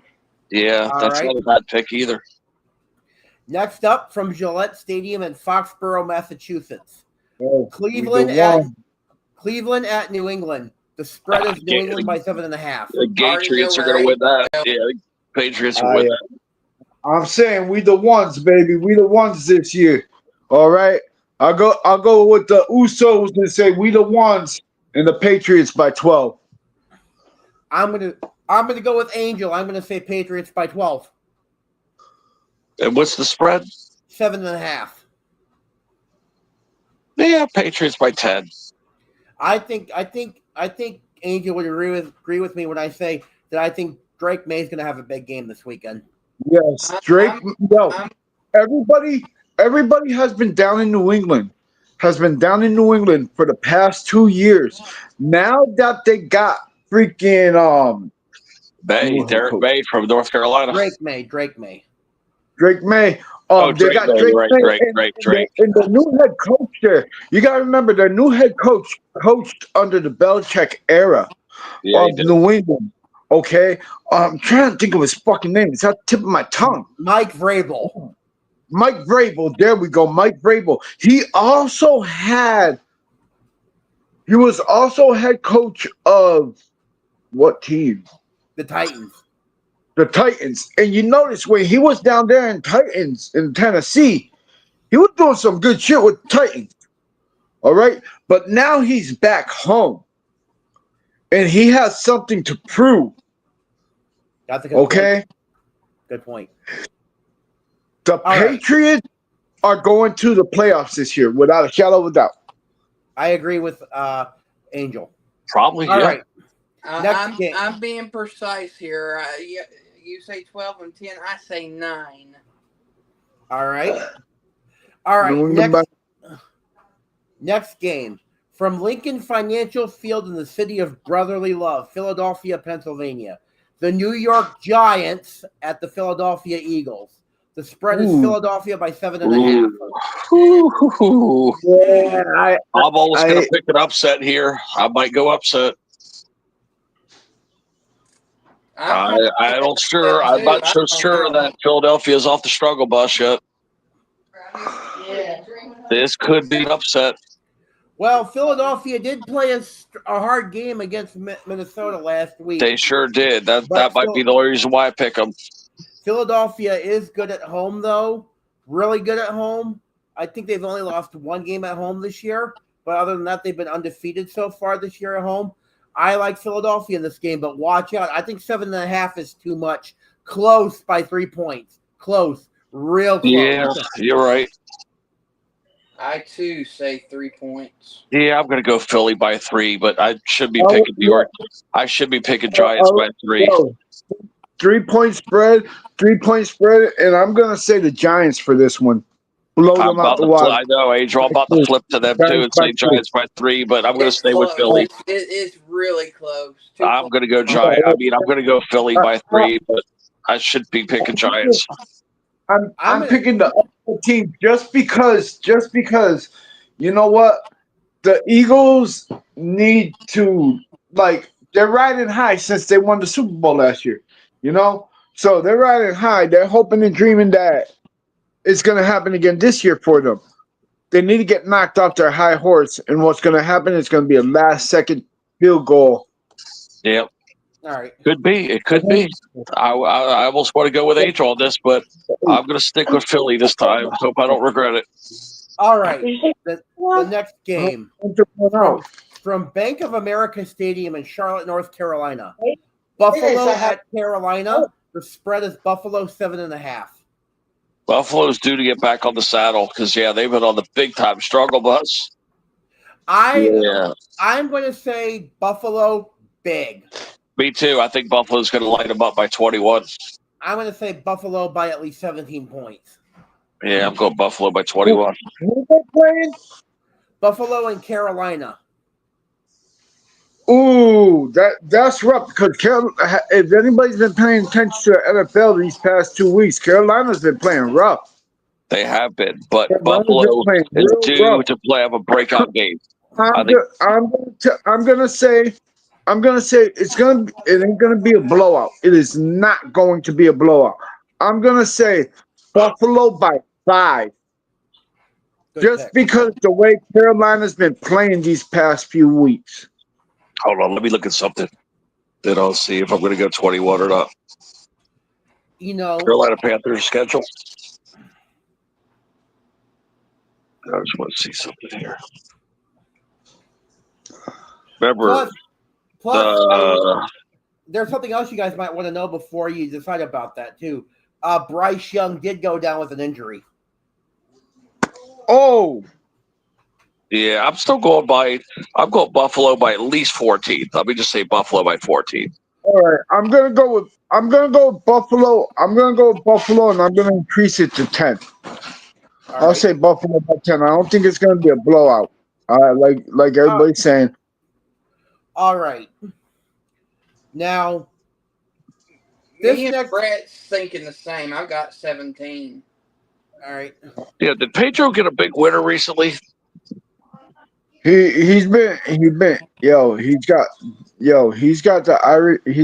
fucking online slot luck up his ass lately. Oh, but did he win some big money or something? Yeah, he sort of did. Okay, Anyway. but it wasn't a ticket, right? Nope, it's been online casino. Okay, because Nora's asking me because he's dropping $50 super chats. All right. Where? So he sent a super chat. I got a picture of it right here. And Pedro said, "How's this? When I win, my friends usually get randomly blessed as well. So paying it forward." He sent a $49.99 super chat. Dang. I don't know who this is that he sent to this. I guess Gambler maybe. No, Scooter. He gave Scooter $50. Right. Oh shit! Yeah, I got a screenshot right here. All right. I'm ready to go to the next game. All right, let's go to the next game. All right, this one I kind of disagree with the spread on this one. Chicago at Baltimore at M&T Bank Stadium in Baltimore, Maryland.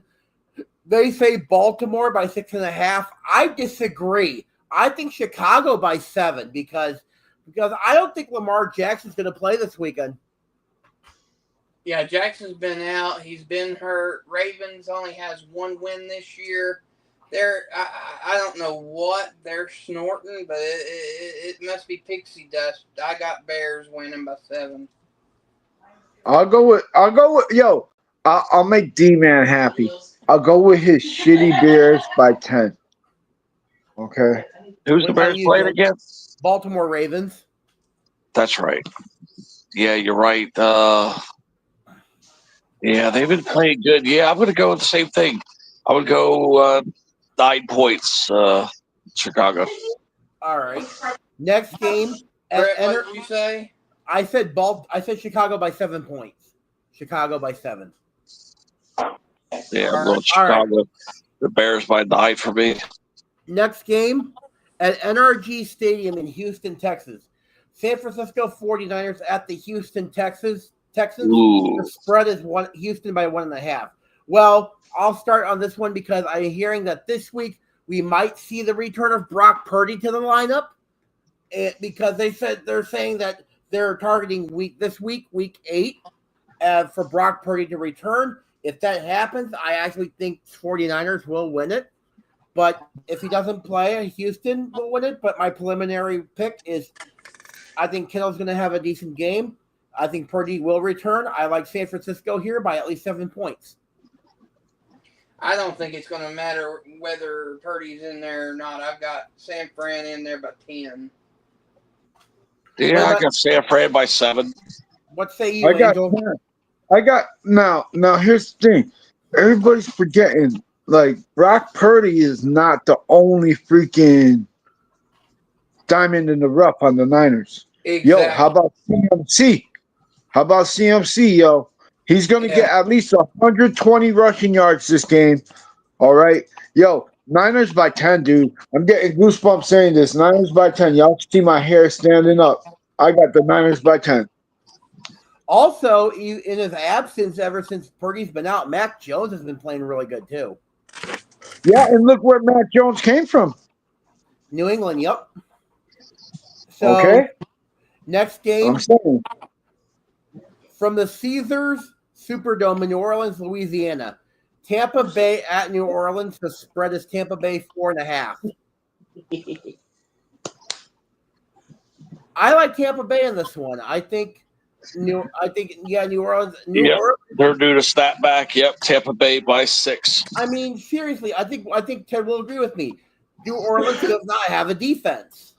No. Yeah, and Tampa Bay lost, and they're going to rebound after that Detroit loss. Yes, Baker Mayfield's throwing that ball all over the field. I got Tampa Bay by at least 14 points. Yeah. I got them by 10. What say you, Angel? Yeah, I got them by at least 6. I got Tampa by 9. Tampa by 9. Gotcha. Okay, next game from Empower Field at Mile High Stadium in Denver, Colorado. The Dallas Cowboys at the Denver Broncos. The spread is Denver by 3.5. What a game that's going to be. Damn. Man, that might be a 2-point game right there. You know. Damn. Wait, it's at Denver, right? It's at Denver? It's in Denver, yeah. Yeah, I'm going to pick Denver by 3. Even though Dak Prescott may have a good game and CD Lamb may have a good game, I think that Orange Crush defense is way too much. Yeah, and remember at Mile High Stadium too. Yep. So I actually like Denver in this game, but I think Dallas will keep it close. I will take the point spread and say Denver by 4.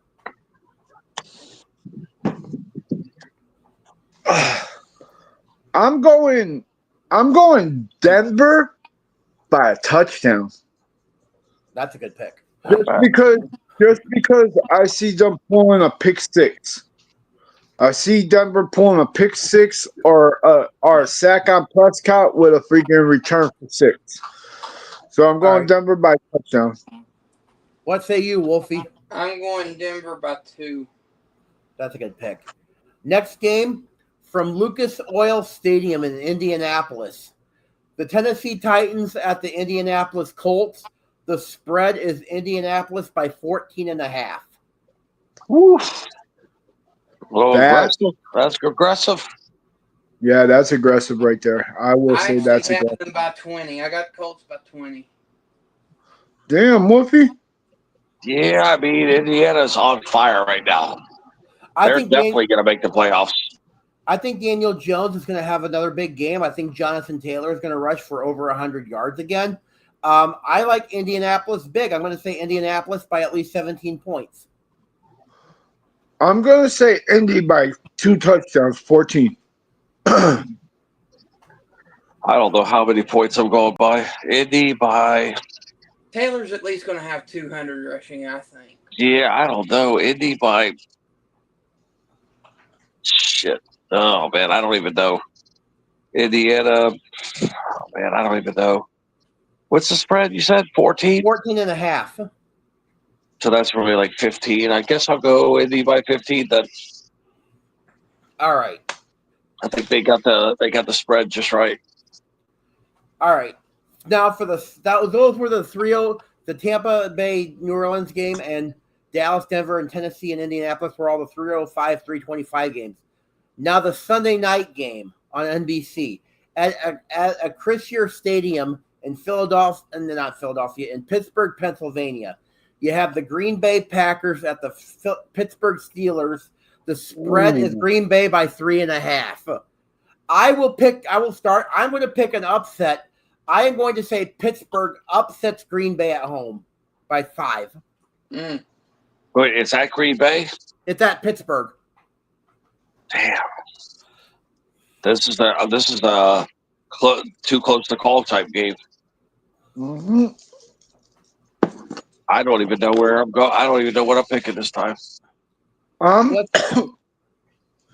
don't even know what the hell I'm going to pick. I got the Pack by 3. What about you, Angel? I got the Pack by 3. I guess I'm going to pick Pittsburgh at home. You know, because I'm stuck. I don't know which way to go. So I'm going to say Pittsburgh wins by 1 point at home because that's what I got to do. If I can't make up my mind, I can't make up my mind. You could be right. It's going to be a close game. Yeah, I'm going Pittsburgh by 1. And That's how I'm going to break my tie. And the only reason I'm saying by 3 is because, these guys want Aaron Rodgers' head. Yeah, Green they Bay do. wants Aaron Rodgers' head, dude. Oh hell So yeah, you're right. that's why I'm saying Green Bay by 3, dude. Like, I'm no about to fans take are. a tie. I'm about to say that the damn game's going to end in a tie. That's how close I am to saying a tie. right. It's I'm very close to calling this a tie. For the Monday night game at GEHA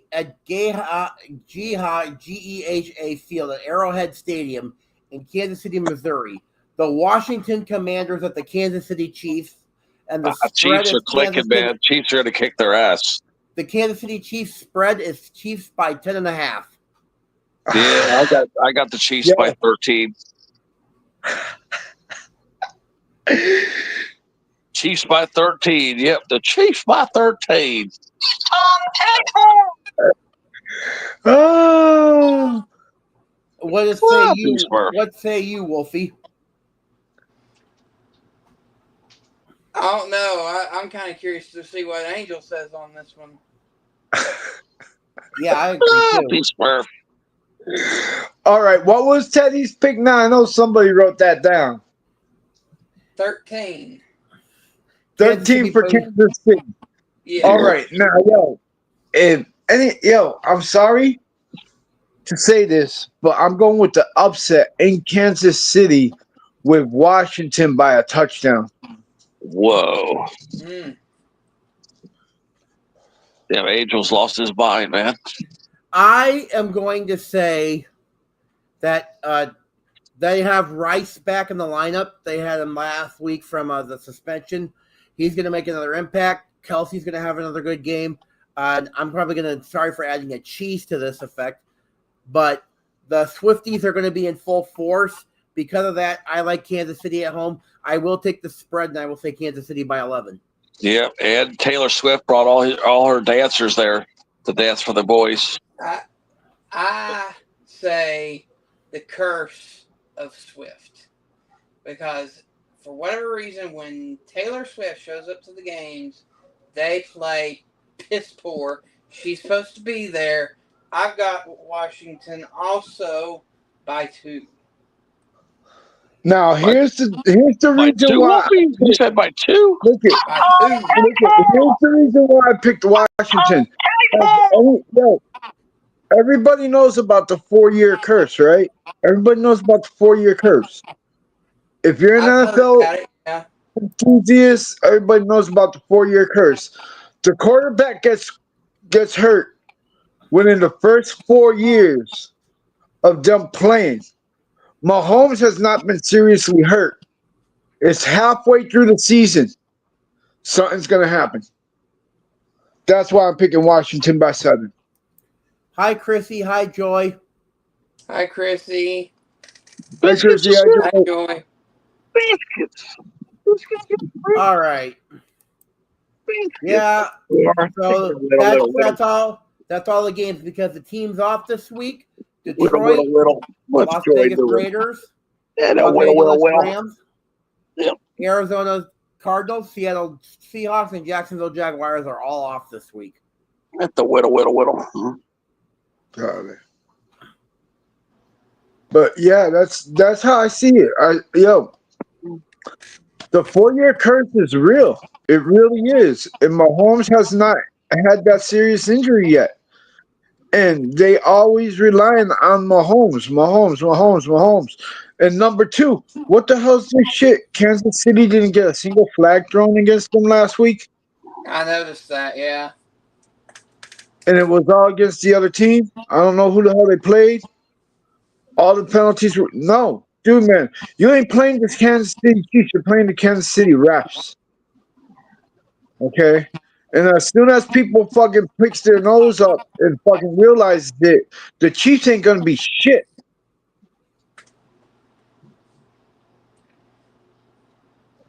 Yeah. But yeah, you know what? There's another curse that a lot of people forget about too. And that's the famous Madden curse. Oh, yeah. Yeah, I forgot about that one. What's the Madden curse? So So, in case you don't know, Angel, I happen to be what they call a gamer. And so there's a video game series called Madden, named after John Madden. It's NFL football and video games. So what happened is that they always have an athlete, an NFL player, on the cover of the Madden game, on the cover of the game. So So what happens is that why it's called the Madden curse is that usually the player who's on the cover of that year's Madden, they end up having a crappy season next season, or they have something worse happen, like an injury or something like that. And that's why it's called the Madden curse. All right. And it has held true. It really has. Yeah, like who was that fucking Adrian Robinson was on the cover one year. And I think that year he went out with like a torn ACL or some shit like that. Yep. I want to see who the current cover is right now for Madden. The cover athlete on Madden 26.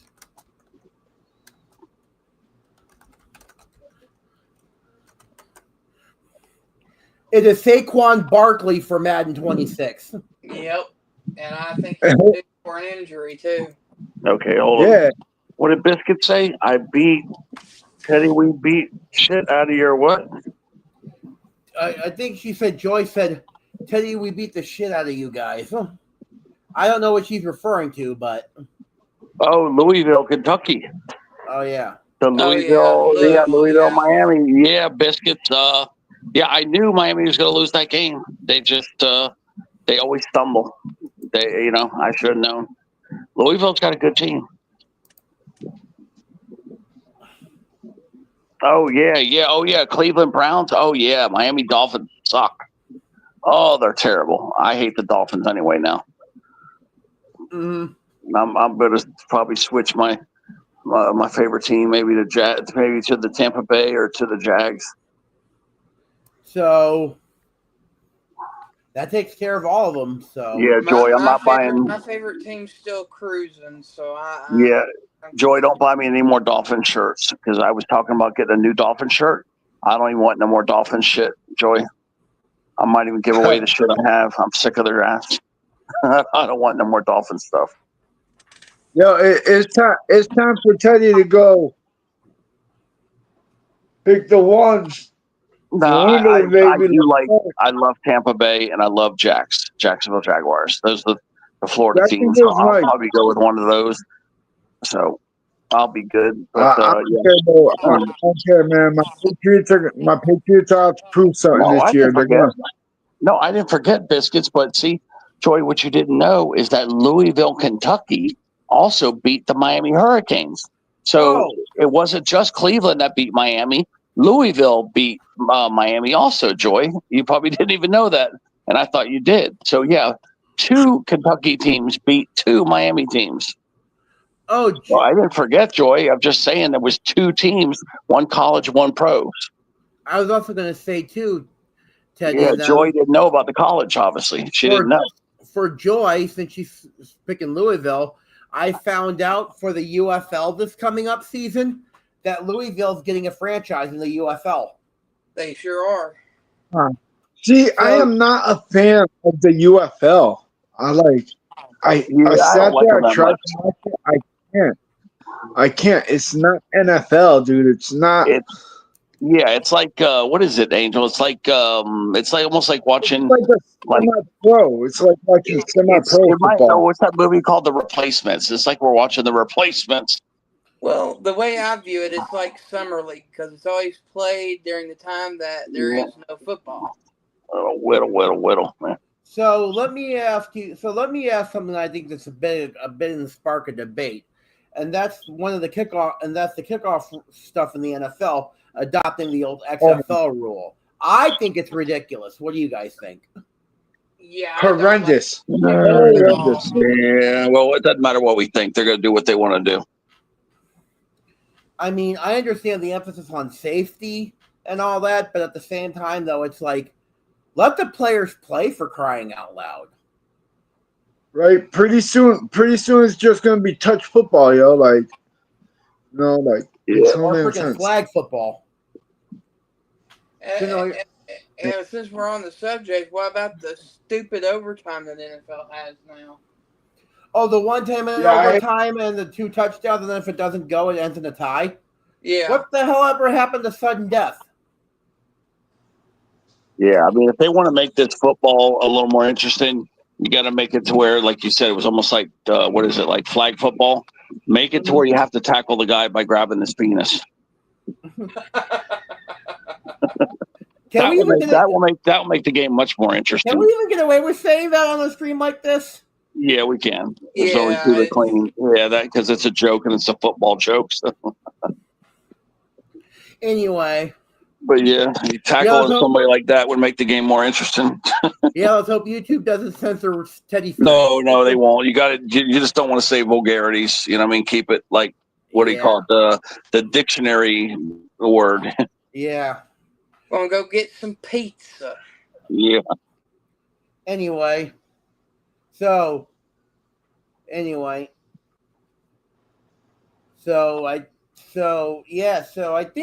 I think we have made pretty good picks this week. So we'll just see how it happens. I mean, Thursday night games this Thursday night. I mean, I don't have Amazon Prime, but I always look it up on my phone the next morning. So, but the reason I watch the Minnesota games is because my neighbor downstairs who lives below me is from Minnesota. So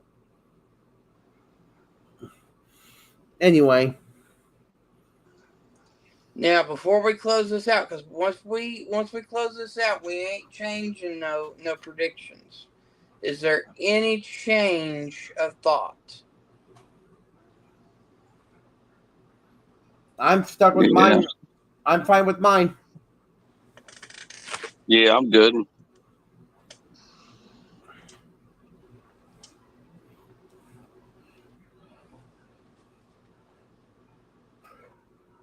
I mean, it's just, you know, we're having fun, you know.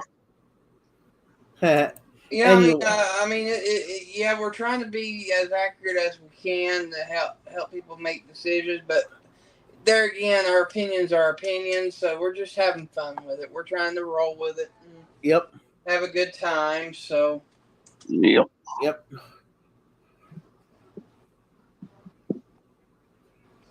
Well, now I'm feeling. I feel pretty confident in what I fixed. Yeah, Joy's getting pizza. You guys see that? Joy's getting pizza. Yeah, I had pizza earlier, so. Anyway, shall we wrap this up, Wolfie? Well, I was just trying to think if there was anything else that we should address, because there has been so much during this last week of football.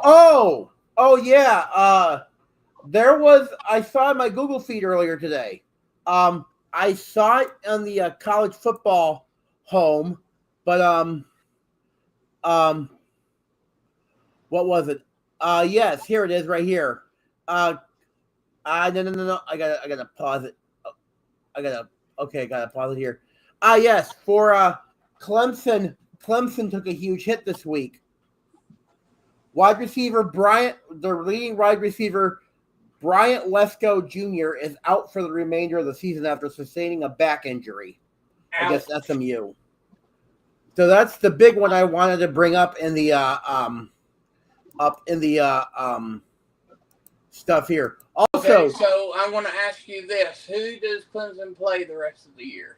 Let me look at their schedule. Let me look at their ACC. So I'll have to go back 1 week because they're off this week. So I'll have to click on Clemson and actually look them up myself. So Clemson. Yeah, with that injury, that's going to make a big difference. Okay, so this week they're on a bye week. So here's who they have the rest of the year. Okay, so on November 1st. They play at home versus Duke. And then on November 8th, their rivalry game against Florida State. Then November 14th, they're at number 19 Louisville. Then at November 22nd, they're at home versus Furman.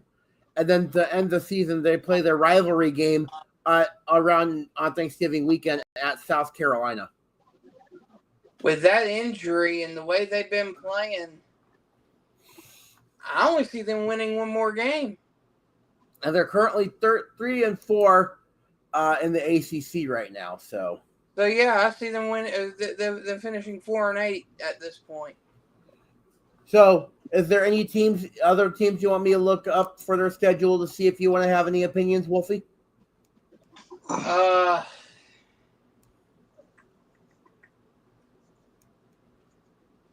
Let's take a sneak peek at Hawaii. Hawaii? Hawaii.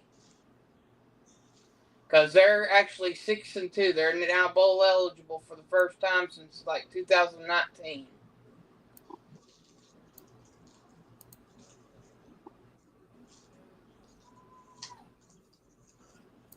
You always win. All right.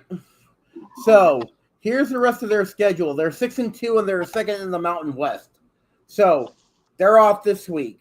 So this weekend, no, not this weekend. On November 1st, they're at San Jose State. Then on November 8th, they are at home versus San Diego State. On Friday, November 21st, they're at UNLV. And then Saturday, November 29th, they finish their season against Wyoming at home. Interesting. So I'm going to go ahead and make a dark horse selection and say that Hawaii is going to make it to the Mountain West Conference Championship game. Yeah, they're pretty good. Oh, why is this guy dropping a video and putting a media threat? Apparently, this Hurricane Melissa, whatever, I've just got a notification. Did this storm get real big or something? It did erupt. It's gotten massive in the last couple of hours. I was going to say, why is this guy flipping out? Anyway. All right, so this is the way I look at it right now.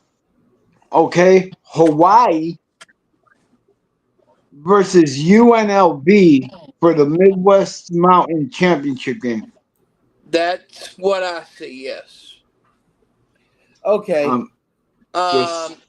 Okay, so since we're already on the subject, let's look at each conference as they stand right now and who we think will make the championship game. All right. I'm looking at the Big Ten Conference right now.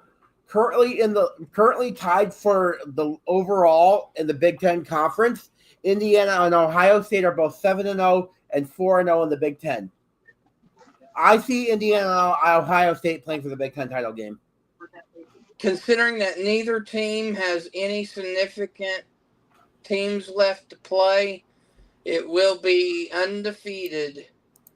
Number 2, Indiana versus undefeated number 1, Ohio State in the Big Ten championship with Ohio State having the home field advantage. But didn't they change the college bracket to like NFL status?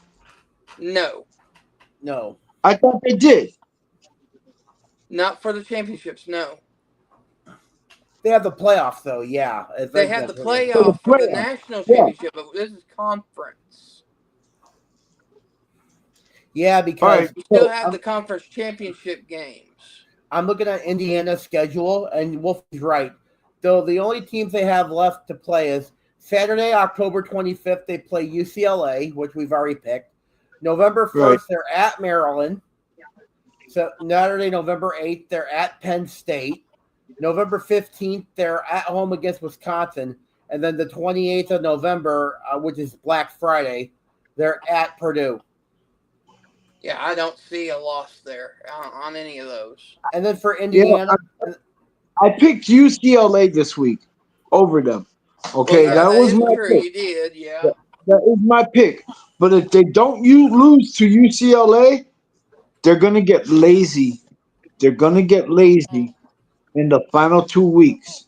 Mm-hmm. So one of those two teams might give them their freaking. So for Ohio State, here's the rest of their schedule. November 1st, they're at home against Penn State. November 8th, they're at Purdue. November 15th, they're at home against UCLA. Then November 22nd, they're at home against Rutgers. And then on the 29th, it's the game at Michigan, 25 Michigan. Oh, it's at Michigan? Yep. You can't rule out Michigan at home now. Yo. I'm telling you, neither one of those two teams are going undefeated going into the playoffs. I'm telling you, mark my words. Heed my warning. None of those two teams are going undefeated going into the playoffs. Wow. Yeah. I'm now that I'm thinking about it, I'm not be siding with Angel on this one. Yeah. I think Indiana might go undefeated going into the Big Ten championship. Ohio State goes into the Big Ten championship with one loss and beats Indiana, and neither team that's the a likely scenario. You're right, Wolfie. That's a likely scenario. So I'm looking at the Big 12 right now. Currently, BYU is the number one overall in the Big 12 with a 7-0 record, and they're 4-0 in the conference.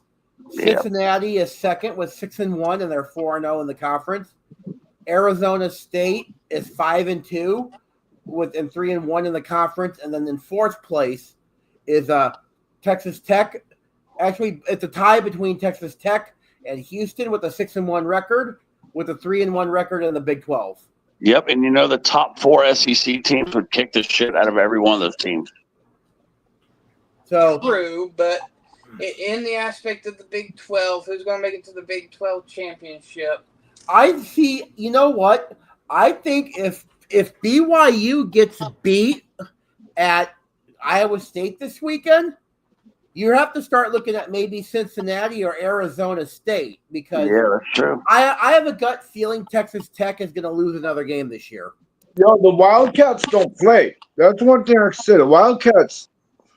Arizona State. That's the Sun Devils. Sun Devils, yeah.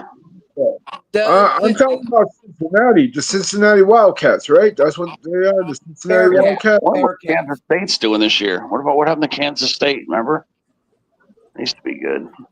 Okay, so past Iowa State, who does BYU have the rest of the year? Let me look them up real quick. BYU. Okay, so on November 25th, they're at Iowa State. At November 8th, they're on the road in Lubbock against Texas Tech. November 15th, they're at home versus TCU. November 22nd, they're at number 21 Cincinnati. And then the 29th, they end their season at home against UCF. Okay, so just off of observation right now, based off of current gameplay, if BYU gets past Iowa State, I think they'll slip against Texas Tech and then win out, is what I think. And it will be BYU, Texas Tech in the championship. 8-1. Yeah, that's likely. 9-2. I see them going 10-2. I see BYU going 10-2 because I see them lose. Even though I picked Iowa State this week for the upset, but honestly, I'm looking at the schedule and I'm doing it in my head.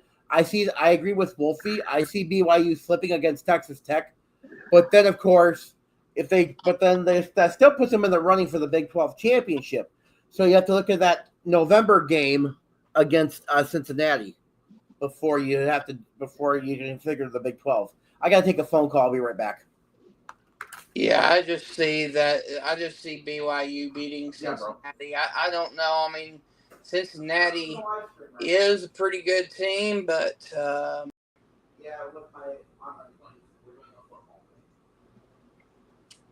then Arizona State, they're starting to slip back in there. I mean, you can't quite rule them out either. I haven't looked at the.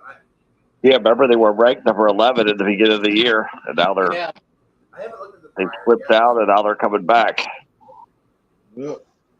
I haven't looked at the dryer in our apartment yet. It is what it is, though. Like, damn, yo, you know what? I'm ready for bed again. All right, have a good time. Yo, and now Katrina gets out of work at 12 o'clock. What, 12 at night or noon? Yep, midnight. They closed because it's not midnight now because they never updated their closing times with the city. So they went back in records and found out that Wendy's was only allowed to stay open till 12. Wow. Okay. Wow. Sorry, I'm back, guys. All right, Brett. Let's go with the Dirty Devil here, and let's look at the ACC. Funny, I just went ahead and got their schedule. So currently, right now, here are the top 5 teams in the ACC right now.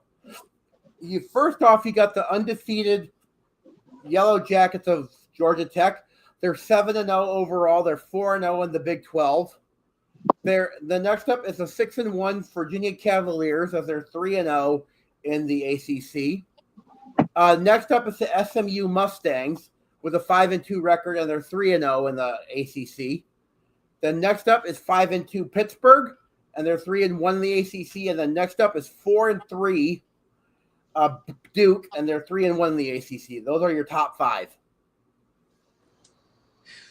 Pittsburgh's starting to slowly creep in there. I say if SMU falls or Virginia falls, I think Pittsburgh might be the dark horse. So what is Georgia Tech's schedule for the rest of the year? Let me look at Georgia Tech's schedule real quick. All right. So on October 25th, they are playing Syracuse.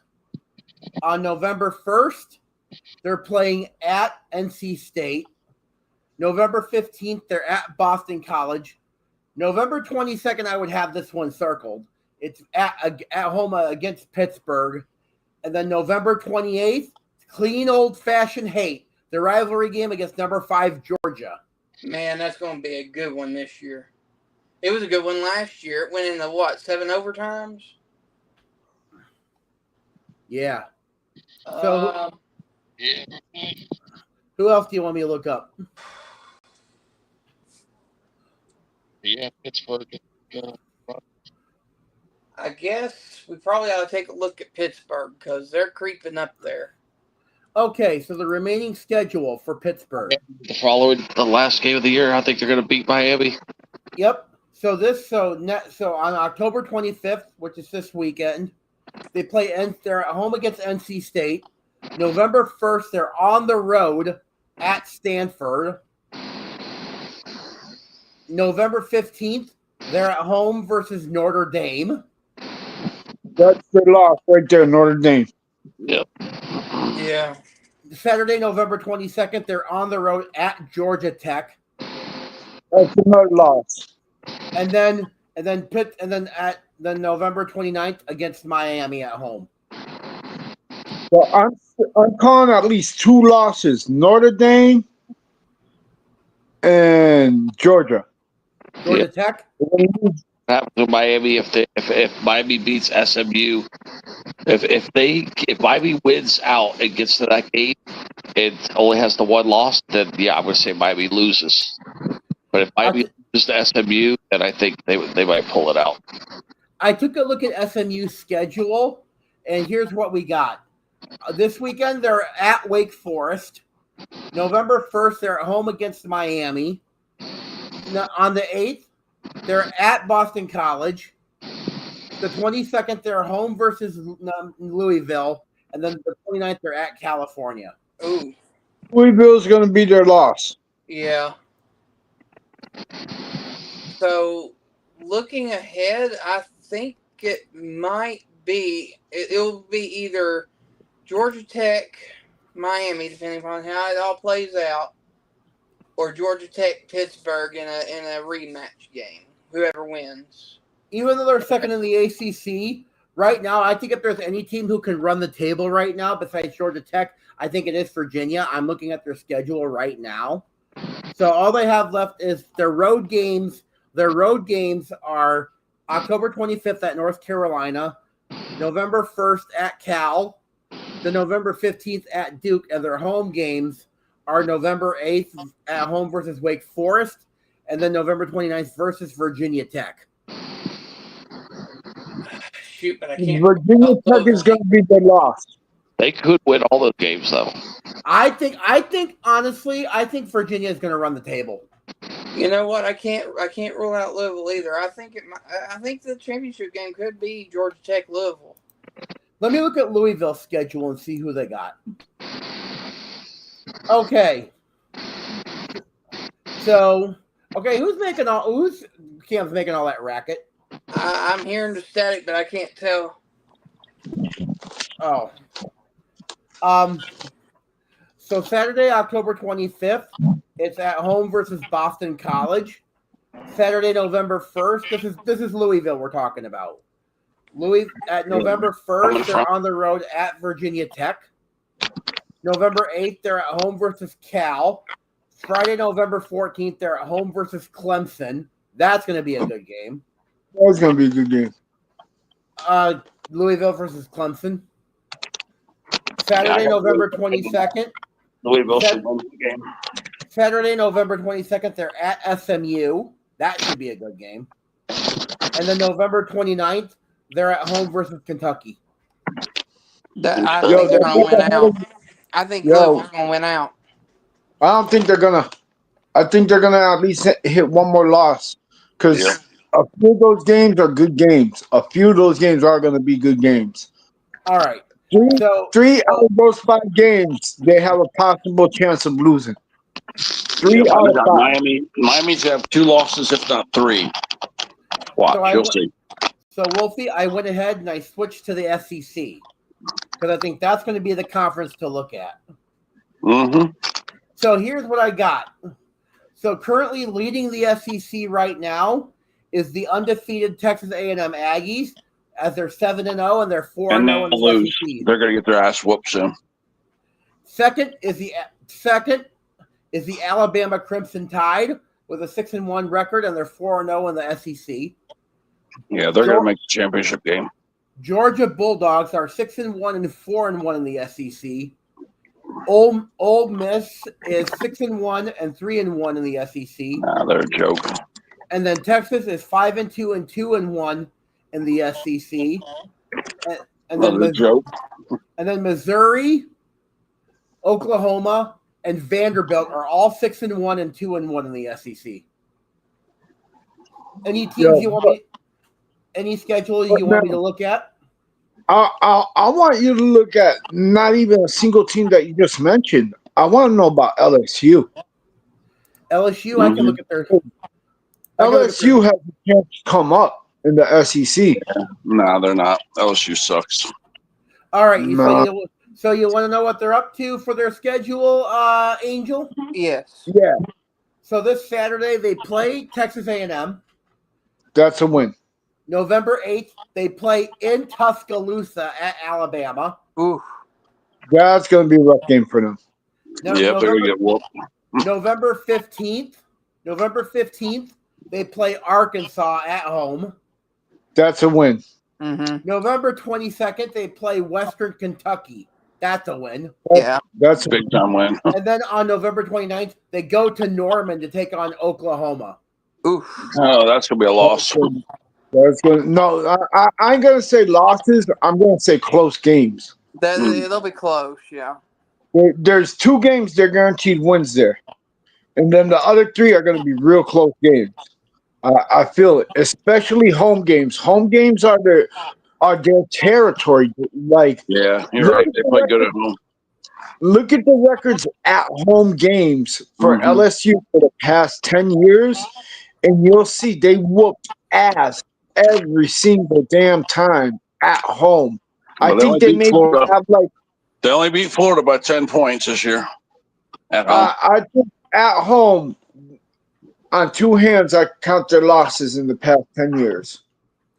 I took a look at Wolfie's team, the Volunteers. So here's their remaining schedule. This weekend they're playing at Kentucky. November 1st, they host Oklahoma. Boy, that's going to be a brutal game for them.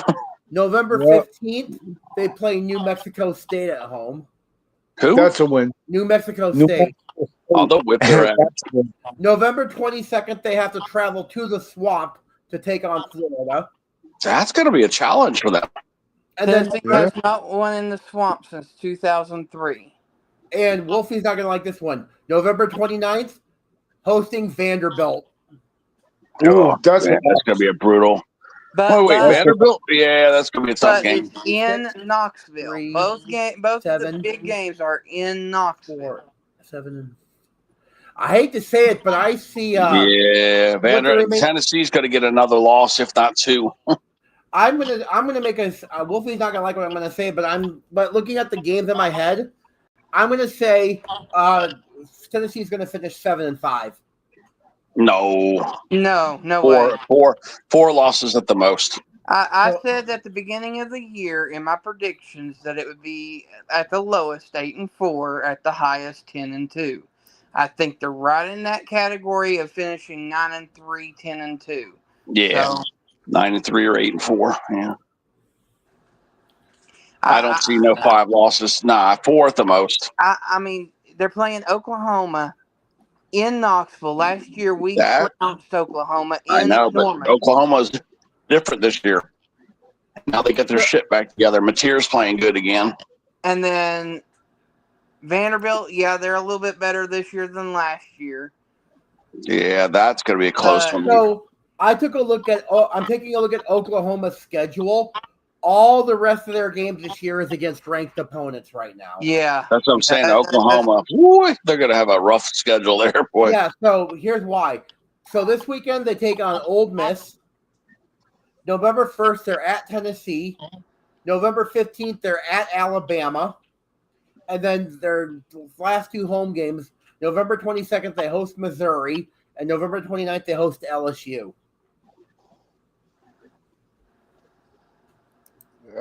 Yeah, maybe 2 losses right there for Oklahoma. 2 more losses for them. Brutal stretch right there. Yeah, they're going to get at least 2 more losses, Oklahoma. But 2 more. As far as Tennessee goes, I think they'll get by Oklahoma. But the trap game for them is going to be Florida, and then they'll wind up winning the last game of the year because they always pull through in November. So I took a look at Vanderbilt's schedule. So this weekend they play Missouri. November 1st they're at Texas. November 8th they host Auburn. 22nd of November they host Kentucky, and then the 29th they're at Tennessee. Yeah, that's what I'm saying. Ooh. That's a tough stretch there too. Yep. Any other ones you want me to look at there, Wolfie or anybody? On the SEC, no. Or any conference. I only see the only reason why I say this is because both of them have really been showing out here lately. I think the SEC championship will be Georgia, Alabama. And that's all. Although LSU is lurking extremely close. Yeah, let me look at some sleeper teams here. So while you're doing that, I took a look at the Mountain West Conference just for a little amusement right now. And right now, Boise State is leading the Mountain West Conference with a 5-2 record, and they're 3-0 in the Mountain West. San Diego State is 5-1 and 2-0 in the Mountain West. Hawaii is 6-2 and 3-1 in the conference, and then UNLV is 6-1 and 2-1 in the conference. And then finally, the top 5 team is Fresno State with 5-2, and they're 2-1 in their conference.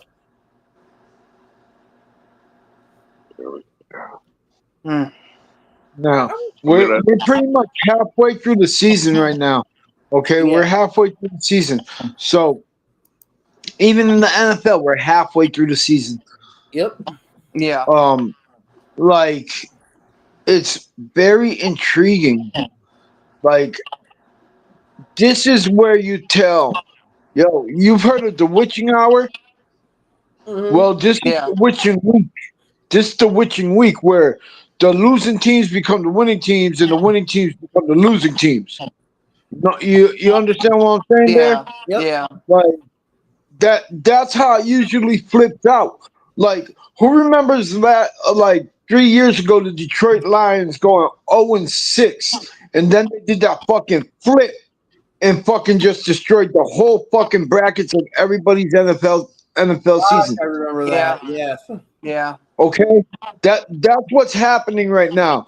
They're taking the losing teams becoming winning teams, and winning teams are going to become losing teams. This is where you gotta be careful. This is where you seriously gotta be careful because, like, everybody could say, "Yo, I have this team to go all the way this year." Yeah, and look for And the guess sleeper what? team, South Florida. If South Florida beats Navy because they play Navy, then South Florida will have one, and they will definitely make the playoffs. Yeah, that's another So conference that's a we need to sleeper take a team I look at. have The of American making the Conference. playoffs. Look at the American. American Yeah. Conference. I'm just saying, Gotcha. All I'm right. predicting that South Florida is going to make the playoffs. If All they right. beat Navy, though, they got to beat Navy. All right. So you ready for it, Wolfie? Yeah, go ahead. So currently leading the American Conference right now is the Navy Midshipmen with a 6-0 record, and they're 4-0 in the American Conference. Next up is two teams tied for second. Is South Florida and Tulane are both 6-1 overall and 3-0 in the conference. Then to round out the top five, Memphis and North Texas are 6-1 and 2-1 in the conference. All right, so let's rip off the bandage here for Angel, and let's look at Navy's remaining schedule. Yes, Yeah. sir. All right, I got it right here. So they I don't play. think Navy's going to beat South Florida. So here it is. So this weekend they play at home against Florida Atlantic. The November That's a win. 1st, they're That's at a North Texas. That could be a challenge. It will be close. November 8th at Notre Dame. That's their loss. Yeah, That's that'll right. be a They're going to loss, lose. Yeah, they're going to lose that. Then at November 15th, they're at home versus South Florida. Yeah, they're going to lose that too. Then on Thanksgiving Day, they're playing at Memphis. Ooh. That's going to be a close one. And then the 13th, and then December 13th is the annual Army-Navy game. I'm going Army. Army's been struggling though. Army's Yeah, record's they're the not struggle very bus. Yeah, Angel. but remember. This is witching week. Yeah, Army Okay, this sucks. is witching They week, suck, bro. Angel. Army Like- sucks. Like I'm gonna tell you like this. I believe. I'm sorry to say this. That Army's gonna beat Navy this year. No, It- Navy's going to win that. Okay, I- just for shits and giggles, let's look at Army, who they've played, who they've won, who they've lost, and who they've got left. Army Black Knights, gotcha. All right. So on November 1st, the second now, what's round of their the record? What's their record right Their now? record- Army's record. 3-4. Tell us who they've won and who they've lost to. So they lost to Tarleton State 30-27 in overtime. They beat Kansas State 24-21. They lost to North Texas 45-38 in overtime. They lost to East Carolina 28-6. They beat UAB 31-13. They beat Charlotte 24-7, and they lost to Tulane 24-17. Okay, now Okay, moving now. forward. So on November 1st, as Hang I on. like to call, Hang on. What you're saying, Brett, Angel? Now you see how many games went into overtime. Yeah. They lost those. Okay, which means they're a significantly good damn team. They just can't pull it out But one of their losses was to Tarleton State. in overtime. But Tarleton State, Division II. Yep. Yeah, they're on the struggle bus.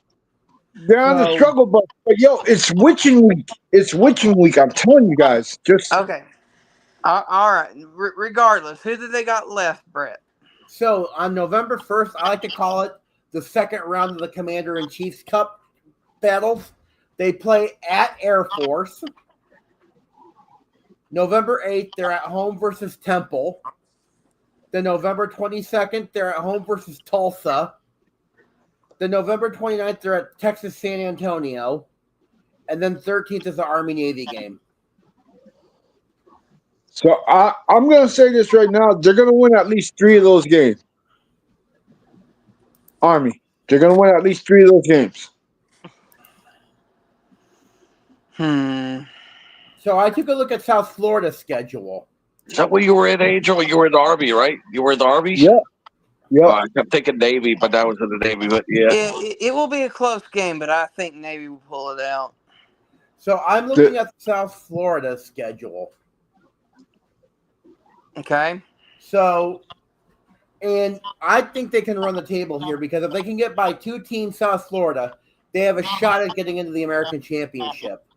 And that was if they win on Saturday and beat Memphis, and then they would, I see that as a possible win.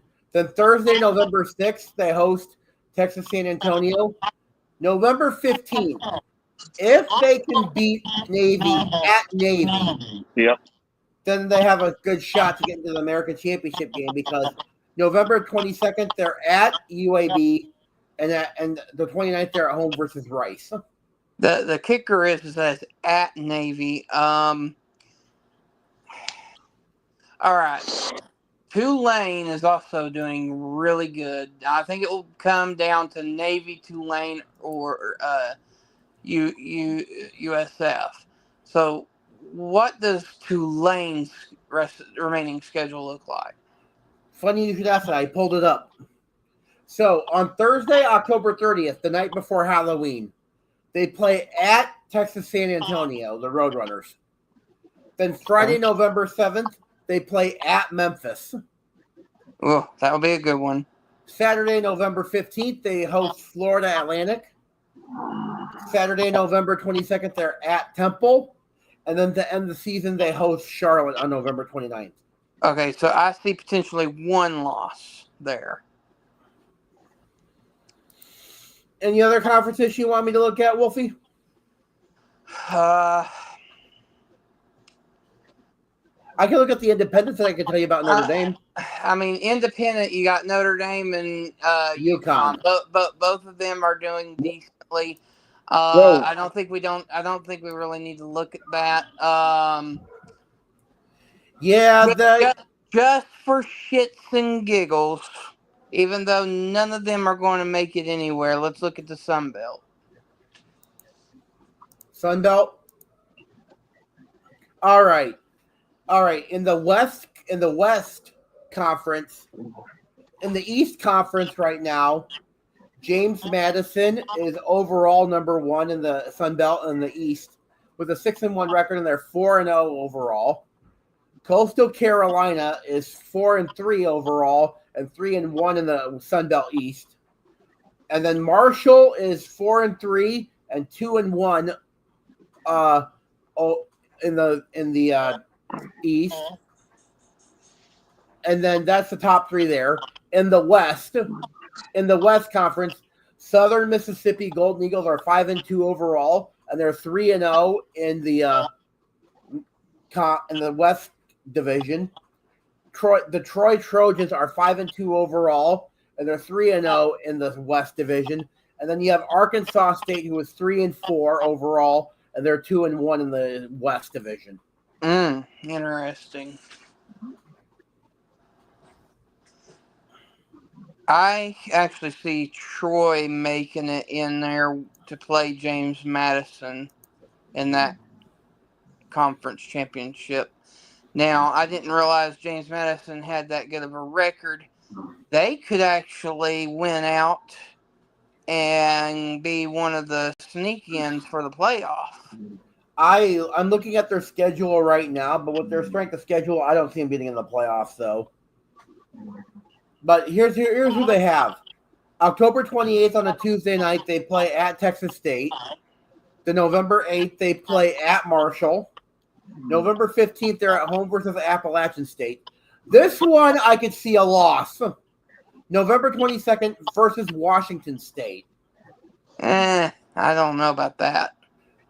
Saturday, November 29th at Coastal Carolina. They Washington- could possibly win out. I think they could possibly win out.